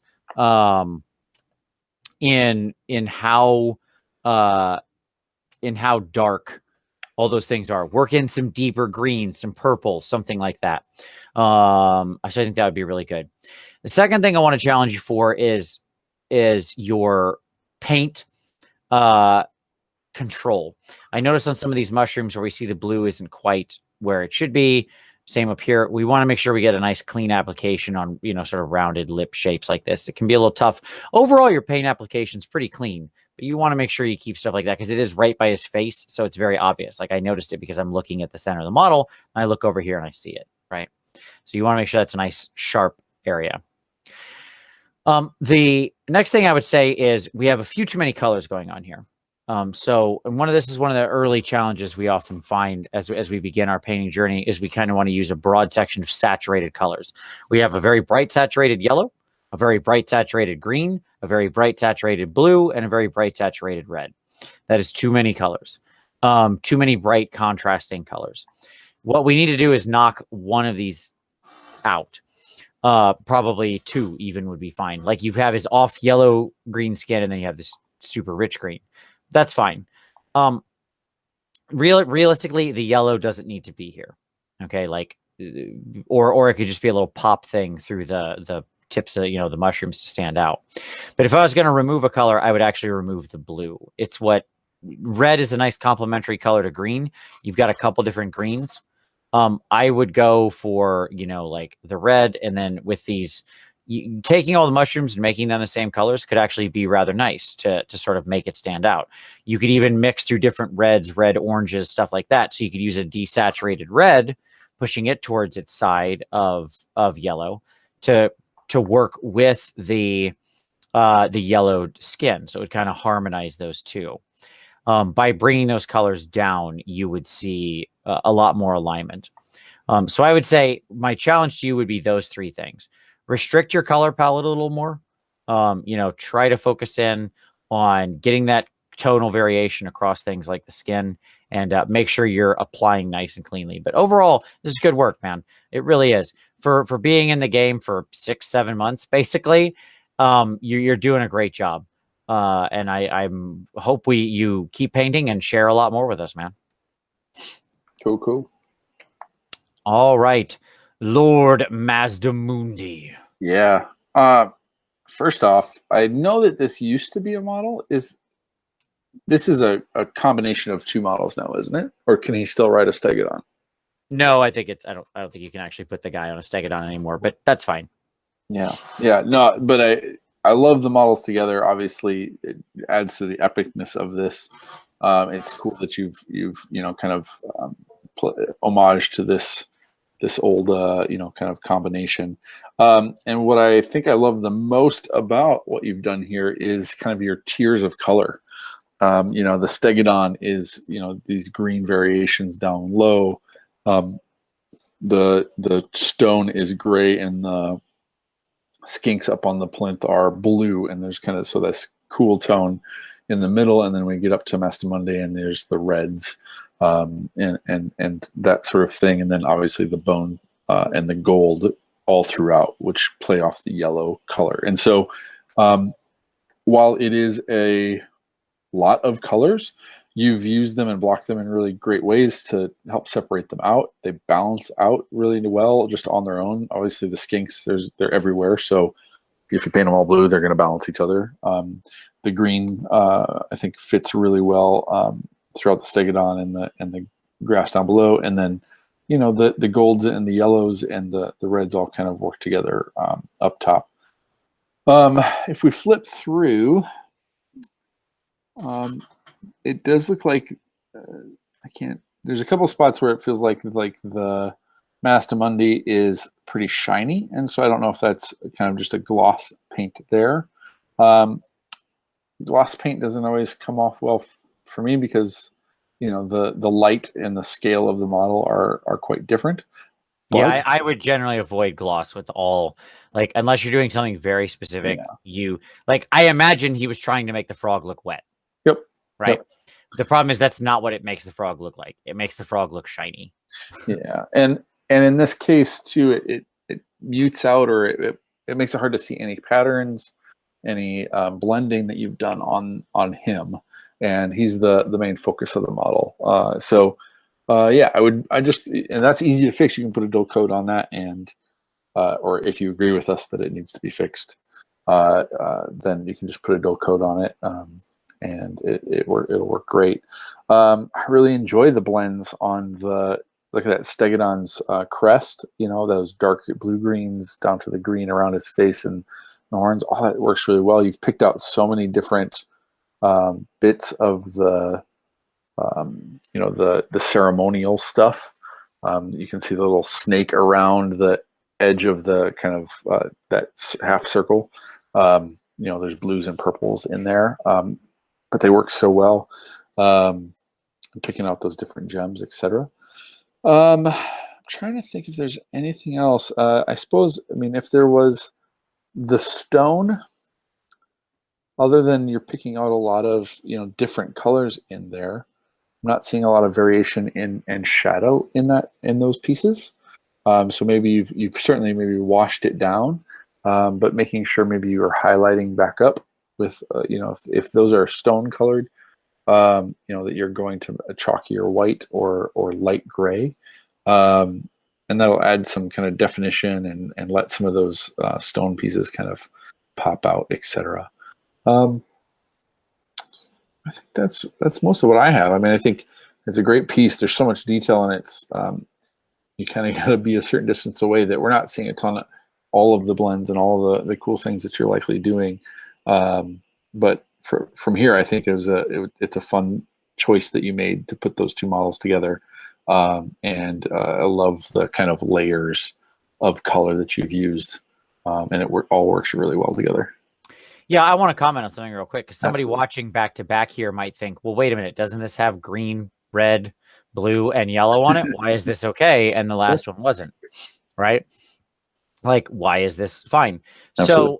So there's an important note to be made here that not all colors are the same, right? When we look here, what you see is very subdued, desaturated colors. There's no bright Ferrari red, right? Other than maybe the gems. Most of the reds are very desaturated. They have a lot of brown in them, a lot of purple in them. They're pushed way down. Same with the greens, right? It's very muted. It's very subtle. Same with even the blues. None of those are like bright saturated blues. Yep. You can bring more colors into a miniature, and you can worry less about balance if either A, the miniature is a very large size, and so the color gets naturally diffuse, right? Yep. Or B, you desaturate the colors accordingly so that they don't draw the eye. The problem with really bright, heavily saturated, multiple contrasting colors is that the eye takes in too much information. Saturation is a measure of the visual information being sent to your brain. The more saturated a color, the more visual input your brain receives. And if you have a ton of saturated colors, your brain gets overwhelmed. Your eyes don't know how to move around the subject anymore. Here we have a lot of reduced, desaturated tones and things like that. That's one of the reasons that the gloss really stands out, because everything is so desaturated. And then we come to this glossy frog and it's like, ba-bam! He hits you with all these bright, hot white points, right? So Glossy Frog's the name of my next punk band. Yep, absolutely. Glossy Frog. So yeah, that's why it works in one case and doesn't work in another. But and to that point too, like if he had these and they were all highlighted up to some of their brightest colors, but they also contained their more subdued and darker depths, having those spectrums helps as well. Just because then everything's still reading really well, but your brain needs room to rest and room to kind of like move around the model in some calm ways, not frantic ways. And so blends, I think, help. It's one of the things blends do really well, is it gives you kind of the smooth, easy path around certain parts of the model, etc. So, and they're so natural. Like you look at anything in your space, your wall has blends, right, from shadows into light, and even though they're flat surfaces, right? But yeah. What's next? All right. Okay. So next up, we got Spartan David with his very bright Skyfire, and we have Chand with his Deathwatch Marine. I'd love to take the Deathwatch guy, if that's all right. If you would mind taking the Skyfire. Not at all. And then if you want to take Nathan Woodrow's Titan, and I would love Randy Davenport's Mega Boss, because we all know how I feel about Mega Bosses. It's a Mega Boss. Sound good? Sure. That's no shark. It's a Mega Boss. All right. So let's talk about this Deathwatch guy. So Chand says a couple things. First of all, this project is a milestone, as it's his first time he's ever used non-metallic metal. Can we all take a moment to appreciate the world we live in, where this is a person's first attempt at non-metallic metal? I mean, I don't really know what I'm going to say to you, Chand, because right out of the rip, I mean, it's pretty good for time number one. Like, I mean, you are cranking dingers here for time number one. So let's just put that to the side. Great work. He also says he only used layering and glazing to smooth out in between the layers. Is there a faster and better technique? And the paint kept coming off the edges of Mini, even though he wasn't touching it, was doing wrong. And any other feedback was appreciated. Okay, so let's dig into this real quick here. Okay, so looking up close, obviously we've gone to the hammer being blue and having these blues because that's what their hammers are like. I can't zoom in on this, so this is the picture we've got. All right, so some elements to discuss. First of all, very nicely painted. I have no immediate huge problems with this. Paint is clean. Your highlights are sharp. The non-metallic metal looks good. Now, using layering and glazing, are there faster ways to do it? Yes-ish. There's lots of ways to do non-metallic metal. There's like 1,000 ways to do non-metallic metal. They are all going to end in glazing for the most part. Because when you're dealing with non-metallic metal of the type you're aiming at here, there's going to be some element of glazing to get very smooth transitions. There are lots of different ways to do them. I don't know that any of them are fast. Non-metallic metal is, by its very definition, a time-consuming process.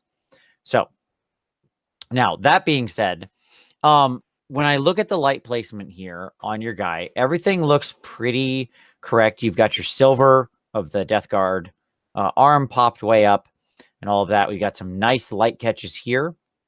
Overall, this is pretty great. Where I would look at selling it is a couple different items. If this is meant to be gold, non-metallic metal, this is the part that needs work. This isn't as rich as this. Your silver NMM is pretty on point, as well as the reflections in the black armor. All of that reads correct. By the way, you could probably do with a slightly brighter light catch, like somewhere here on his face and maybe up here, like a couple little light points of catches. It's a minimal touch. The gold, though, isn't rich enough. Doesn't go white enough. Doesn't go dark enough. Like, we need more tonal variation.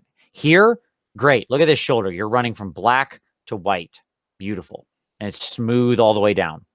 Over here, I don't have the same variation, right? I need to get down into browns, purples, maybe even some green in there, some very, very deep green. Anything like that would work. I need to get my variation higher in the gold. Okay? So like the Inquisition symbol, skull, that kind of stuff.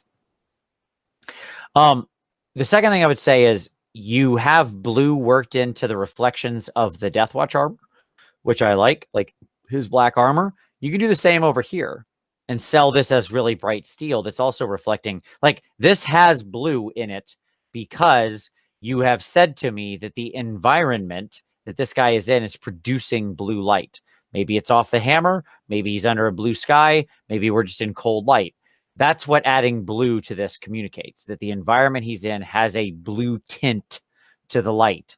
It would stand to reason then that the silver, this pure reflective chrome, basically, that you're painting here, this high polished silver, would also catch some of that blue. And where it would catch it is right here in this midtone. So a thin blue glaze, thin blue glaze needs to be the hint of. You don't want it looking like the hammer, right? Like, this is clearly blue because it's a power weapon. It's a big power thunder hammer thing. Super get it. Cool. That's communicated. It's a very thin, very subtle touch of blue. Final note is you could sell the armor a little more by having some very, very light scratches or dents or dings.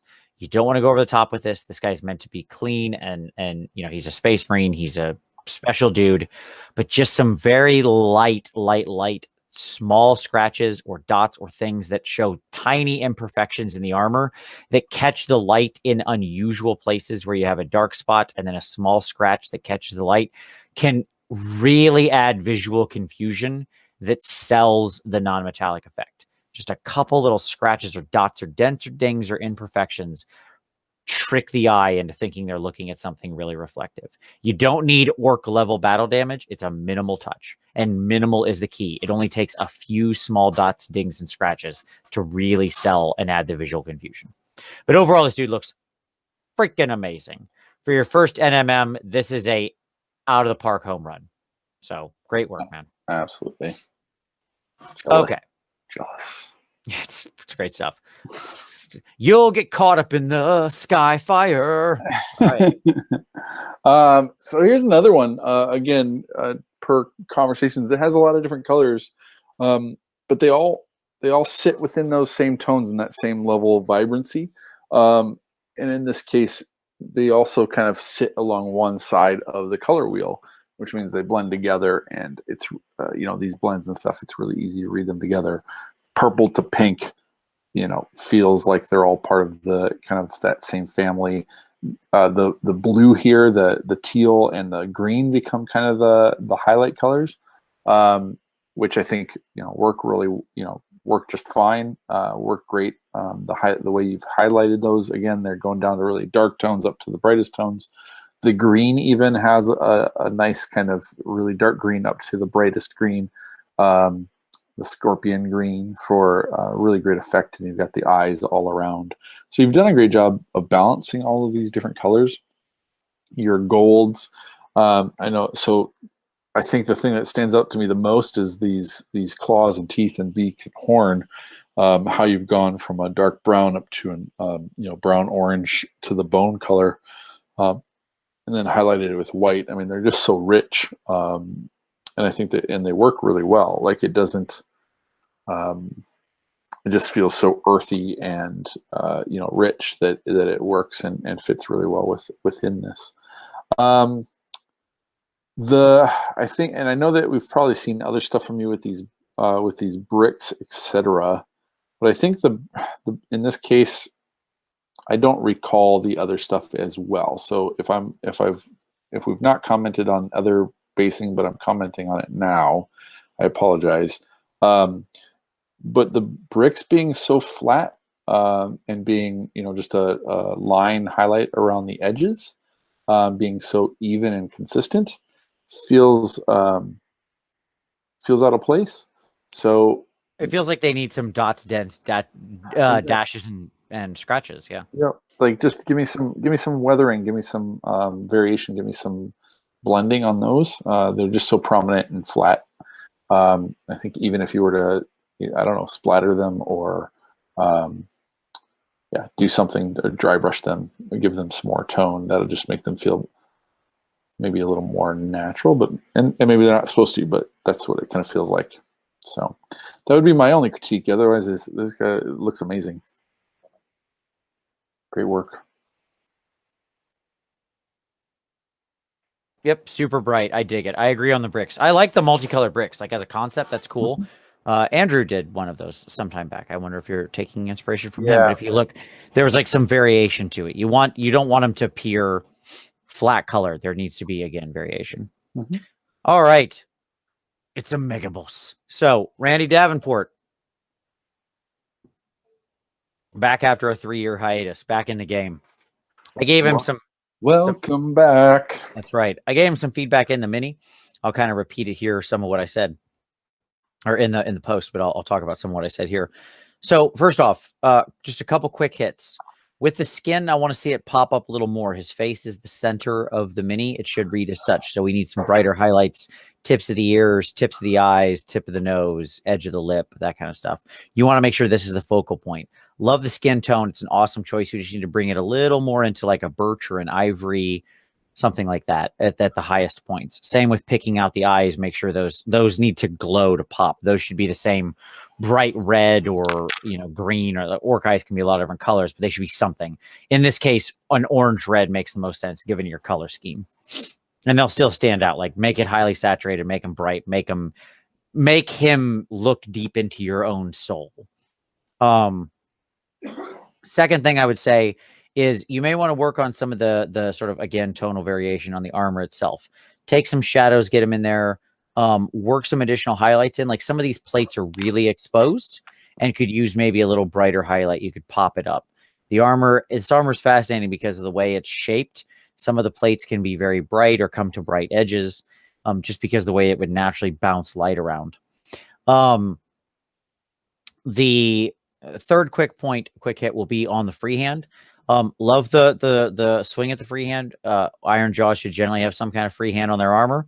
No issue with that. But you want to make sure when you're doing it, like this isn't your paint. You were using normal paint, so it's thick. It doesn't have the clean, sharp lines. So I have a tutorial on painting clean, sharp lines as well as for brocade patterns. Go watch those 2 videos.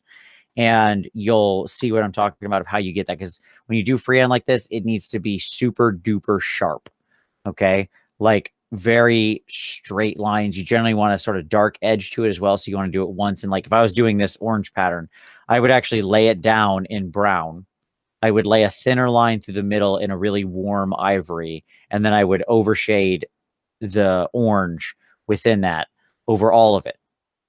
So it would keep the brown orange edges, the darker edge, but then the white would naturally pop in the middle.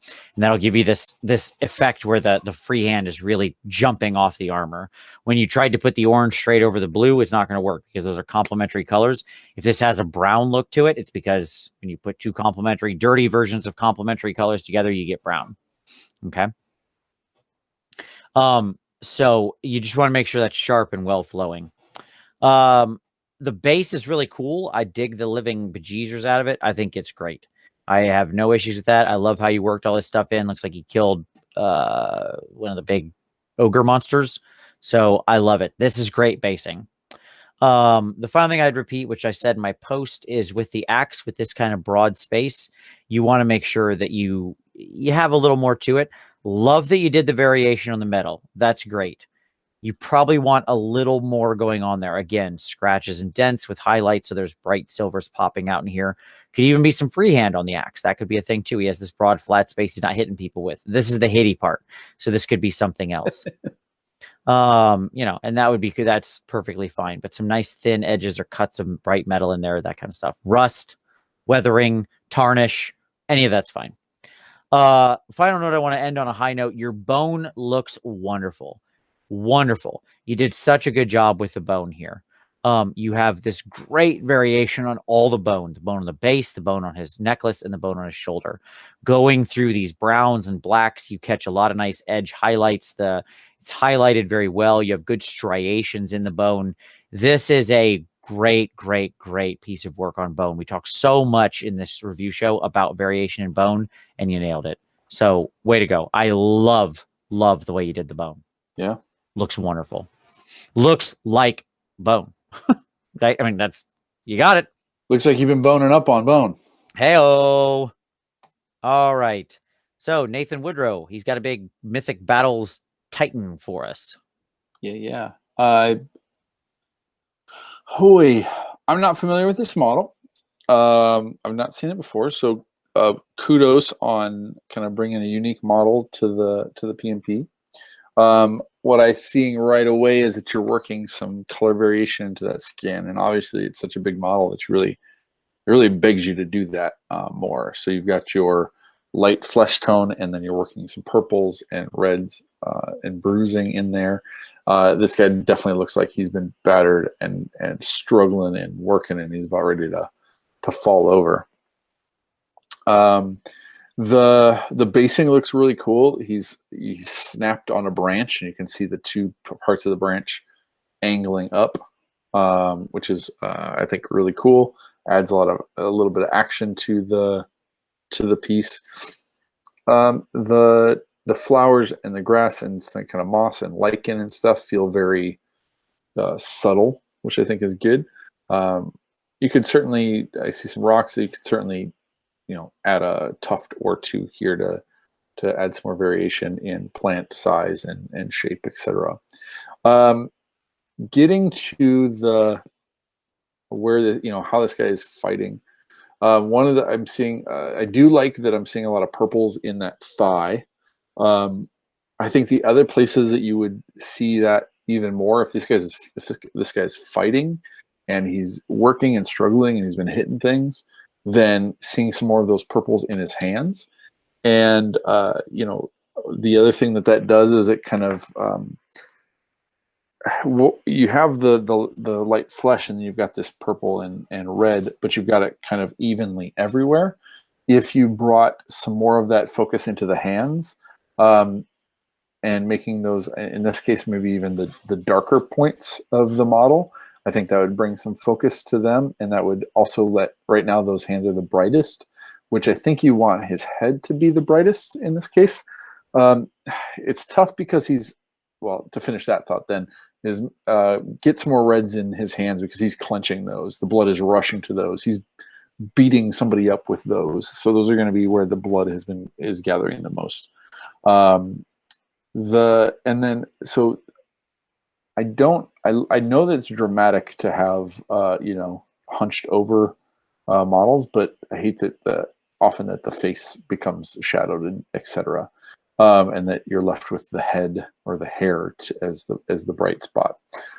So in this case, there's a couple of things that I think would help. One, because that hair is so bright, it becomes the focal point.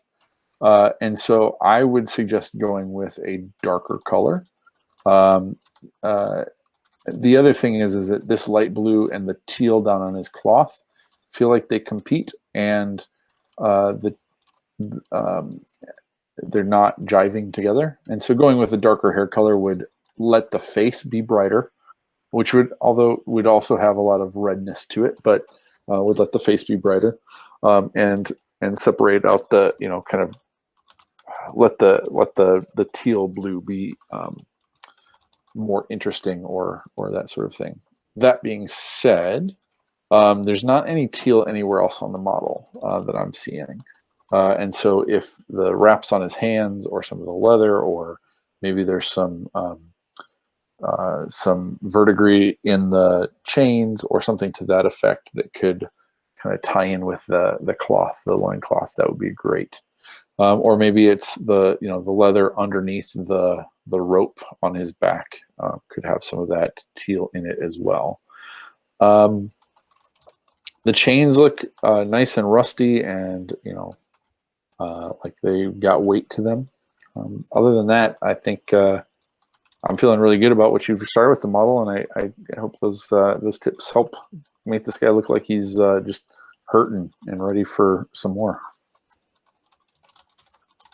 All right. Cool stuff. That is a neat model. I dig it. It's super cool. How big do you think that guy is? I don't know. Tell us in the comments, Nate, if you watch. I want to know how big it is. All right. So we got, what do we got here? 3 guys. All right. So we've got a little fat frog from Evan. We've got a little savage orc from just Tim. And I'll take this one because he had tried out some stuff. And then we got a big old star drake to finish off the month, which we can take together. So why don't I take the orc first? Because I kind of gave some feedback in the comments. If you want to take the frog, and then we'll drake it up. Sound good? Yep. All right. So I gave some of the feedback on the orc already, but I'll kind of talk this through. So just Tim, this is his first time posting. His 4th model he's painted. How about that? And he used the Zenithal dry brushing technique from Hobby Cheating 139. Nice. I just want to talk about how great that technique is, because look at the tonal variation in that skin. Yep. It's fantastic. So as I mentioned in the comments, you did a great job with it. For your 4th model of all time, well done, man. I don't know that I have a super amount of feedback for you, because I wouldn't expect you to be where you are, let alone better. But let's kind of talk it through. One of the things you can do, if you ask where would you go from here, there's a couple different places you'd go. So the first thing you can do is you take reds, purples, like deep red. Whenever I say red, I mean like a crimson, a deep crimson, a whole red, a deep purple.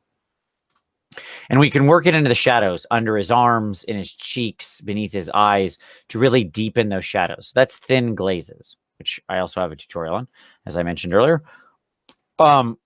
Then I would pop up some of the highlights. Now, the way you can pop out the highlights on this, let's say the ridges of his eyebrows, his nose, his chin, his knees, where it's bulging out, is we can take a very thinned ivory color and we can run a couple glazes of it over there. It might not even have to be that thin. You could do like a kind of more of a layer style, and then go back to the same green you did this glaze. Like, clearly you understand how to make a glaze because you freaking nailed it here. So take that same green glaze and then go back over the top. Right. So you can really, by going back and forth between the undershade and the glaze, you can get a really bright, true highlight. Okay. The only other real final note I would give you, I talked about the base some and what you're thinking with it. So it's big for this model unless you had a plan. You generally want to avoid, there's sort of a ratio that is like, if you take the model and you lay it down and it's smaller than the base is too big. You understand what I mean? Like, this shouldn't be wider than this is tall. That's what I mean. Yeah. Okay. So unless you're doing like a duel or a diorama or something like that, where there's other stuff going on, but you really want to watch negative space on your models. That's a thing you kind of learn over time on composition. What I do like is how you've positioned him, you reshape the arm, and how you got him leaping. Like, all that's really good instinct. If this base like ended here, okay, if like this were the size, A+. Looks super momentum. It's this stuff out here that doesn't need to be here. Mm-hmm. Although that being said, if you like turned him so he's jumping this way, and then we had a second guy down here, now we're kicking butt with like a dual piece, and I'm back to digging it. Like maybe somebody on their knees, right? Or Johan running away. The final piece I'll say is, with these wraps, you want to get a nice thin controlled ivory going and get some highlights up on these just a little bit to really kind of stand them out. They're a little bit flat right now. Like, there's no difference between what they look like up here on top and what they look like down here, which would be in shadow, right? So when you do this high contrast style, you need to make sure that everything carries through that contrast, because the skin is super high contrast, which looks great, but then your bands are flat and they stand out, right? So when you have some elements of the model that aren't as highly contrasted, seemingly inappropriately, that is to say, this isn't made of metal. So like some elements will naturally be higher contrast, i.e. things made of metal. That's okay. They're supposed to be. They're metal. They're reflective. But when you have two things of roughly the same luminosity, like skin and cloth, you would want to see about the same levels of highlights. Yep. Okay. So, all right. There you go. Great stuff, man. I want to see a lot more. Keep it coming, just Tim. All right. Evan. Another new painter, only like 2 or 3 months. I'm excited about this new blood, man. Yeah, I'm very excited. I'm glad that they've had the courage to post things up for us to review and give us a chance to welcome them and give them some thoughts so that they can keep moving along. Let's see. Value sketching is man, this is one that I don't know that well. I know I've seen some of your videos on it, but I have not tried it yet to get a real good sense of it. All in all, I think the very first thing is you've done a great job of blocking out, kind of picking colors and deciding what you want where. The kind of dark, I don't know what the color of the green granite of his seat. The slightly lighter color of the skink and the snakes, the contrasting red, pulling out the green in the rock. All these kinds of things work really well together. And even like the base, you've got the rocks underneath at 3 different levels and the moss and all that kind of stuff. And the bone work is really interesting because not only do you have the really, really good blends from dark until light, but the kind of the lighting, whether it's from dry brushing or something else, I don't know if it's the texture of the fine cast or metal, but almost looks like a fracturing and splitting of or shattering of some of those tips. So all in all, it's just really good breaking out. I don't know, except for maybe in the rock, I don't know that you're using any shades, and I don't know that you have to necessarily, but and maybe use the red shade on the Slan himself. But I would love to see some of those tones go darker.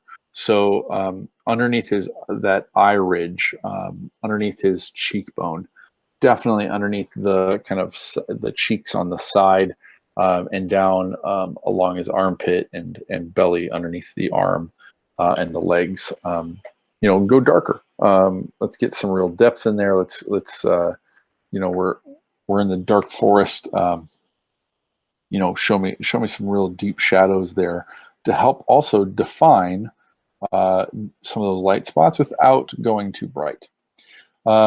Another thing that you could do to add more texture to the frog is give him some spots or give him some other type of thing. In doing so, you could definitely take a shade or a really, really thinned down, darker, some of that dark red or something, or Vince talked about shading red with blue in order to get kind of a purple tone. You could do some spots like that, and either they could be big, bold, frog spots, or they could be kind of like just little speckles and freckles here and there to add some more, some interest. Here on his belly, I think you could do similar to that you've done with the bone. Again, you want some more contrast on the underbelly, going darker, but I would say maybe you're going more towards again, kind of the purple color or the part of the red color to get down into those shadows. I guess the only last thing I'd say is that the leaves could also probably use highlighting up to like a greenish yellow, so that they pop a little bit, or kind of maybe shade them back down so that they just kind of become part of the palanquin or the sedan chair or whatever you want to call this thing that he's sitting on. Because if you go too bright, then you probably want to go brighter with the foliage underneath, so it has something to kind of balance it out. Those are my thoughts. Really great, kind of first submission, and great work on your journey for some of your first work in painting. Looks really good. I agree. All right, we bring the month to a close with Charles Martin and his Star Drake. He says he went for a darker, grittier gold color scheme on the armor and the Lord Celestant. Really happy with overall, but he welcomes constructive comments and criticism. Okay. Well, let's do that then. That's what we do here. What a coincidence. We will construct some comments. Indeed, we'll build them up. Okay, so first things first, I like the colors. Pretty traditional scheme. You got some nice for Star Drakes. You got the blue and sort of red, sort of with a little bit of the brighter color going into it, a little bit of the more yellowy, orangish red, and your bright golds. So I like all that. Interesting choice that you made not to do the plates in a separate color than the edging. That is to say, these plates also being gold. And I feel like that's kind of a missed opportunity, because honestly, what I think would have taken this model all the way up just from color composition is, Eric, I'd like you to come on an imagination journey with me where these plates are the same red as the wings. And what that would mean is that no matter how we looked at it, look at this right here. This picture captures it perfectly. We would have boom, boom, boom. We'd have a red hot triangle surrounding the model, right? Like as is, the mouth isn't enough. But if we again, same thing, if we go to like an angle like this, it would be boom, boom, boom, right? So we'd have this natural angle around the model of the red. So I think that was sort of just a composition choice. It's a little too much gold, because gold's true color is yellow. So what ends up happening is when you look at this from far away, you've got a lot of yellow in the horns, and you got all this overwhelming gold. So the front of him, the center of him, is just all yellow, right? This is a huge amount of yellow. And then back here we have none, right? So that's just kind of a composition thing that struck me. I think it would really pop the blue out as well more if this was red. Like when you look up at the mouth, it looks really nice because the red purple stands out against the blue. So, yeah. Now, that being said, your actual painting here is great. Like I don't want to, this isn't me trying to beat you up, because the actual application of the paint here is fantastic. The wings look clean. These are big, difficult wings to paint. They look really nice. You have your scales look good. You got some great variation in the blue. Your horns trace out some nice colors. So everything is very cleanly applied. And I like all that. I just feel like my major piece of feedback would probably be in that compositional element. Now, my other note, if you really wanted to push it with the gold, and we do. Sure. Is that you could push some of your shadows up a little smoother. Like I can still see some wash hitting here on these big flats. You want to be really careful when you're washing gold on these big, large flats of Stormcast that you don't pool, because like we got a little bit of coffee staining here. We didn't get cleaned up and so on and so forth. You may want to do a more controlled shading, not a wash. You take the shade and you do a very thin glaze of it up in areas like this. And up in areas like this, where you really bring it down. And then you take some silver, mix it in with your gold, and you really get these edges here popping with light, right? So they're really reflective and bright. I would also say for future, when you're taking pictures, do not have a direct light like this. This makes it really hard to judge the true value of the model. You want diffuse overall lighting. This is like a super hot light from above, and so it makes it more difficult to judge. Just a note on photo taking. I wonder if the horns and those spines being also a yellowish bone color are overwhelming. Maybe they could be a little more white, and I think maybe that would also bring the yellow down, right? Yeah, because I like the effect that you've gone with them, it being kind of that overall bronze brown and very muted, and not a lacquered armor or that sort of stuff. So I was trying to figure out how could you keep that if that's something you really liked. And I think maybe the horns going a different color. And I actually think that you could probably go into maybe a black color rather than trying to go for bone. I don't know if black is the right color, or if like the bluish, like a really dark navy, would be the right choice, or I was also wondering if they could be red. Now, you don't see a lot of red bone, but or red horns. But in this angle, that would certainly help with the wings. But from the front angle, I think your idea of the red armor would still be a better visual balance. Yeah, I guess the other thing I guess I might. I was just trying to think of a way to separate the top of the scales from the underbelly of the scales on the neck, and add some different interest there, or something like that to just kind of break up some of those things. But yeah, I mean, he's got a little bit of blue variation. He could maybe push it a little more, but I don't hate it. It's fine. I don't hate any of this, by the way. Yeah, I was gonna say, I mean, hate is the wrong word. I'm perfectly okay with it. How about that? Yep. But it's, yeah, I mean, you did great blending in those wings. I think that's a great scheme to emulate. I think I did something similar, only I've got a much more like teal or turquoise white scale tone. But these look really good. There you go. Nope, I think we're good. All right, so that brings us to the end. Oops. Sorry. That brings us to the end of the month. Hey, there we go. Now we're back. All right. So, as always, I'm happy to see all the new faces. Keep them coming. It was good this month. Everybody basically had, their one that they really wanted feedback on. People posted good posts with targeted requests for feedback, and that was excellent. It really let us answer what people were looking for. I hope they're finding that helpful. That's fantastic. So keep that coming. All in all, as always, we love doing this once a month. It's great, but the real heroes are the people who comment on every post.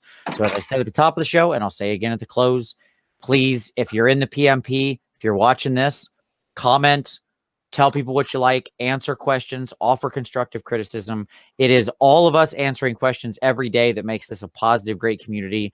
I see that in every post. I want it to keep rolling. Everybody here is my hobby hero, and I love the growth we've had in the community. Let's keep it rolling. Eric, any final thoughts from you? No, I think we're hitting our stride with this new format. I think we're starting to see it expand a little bit more again, with people getting comfortable with posting and kind of finding their place in the PmP. And I'm really proud that we've got a lot of new posters. I think that can be an intimidating thing, but they're embracing it. And I think that's a testament to this community creating that space for new painters. So nice work. Absolutely agreed. So thank you to everybody who posted. Thank you to everybody who watched. Thank you to Mr. Stone Monk for joining me. So it's not just me talking for straight 2 hours. I appreciate that, sir. And as always, thank you all out there. Keep those posts coming, and we'll see you next time.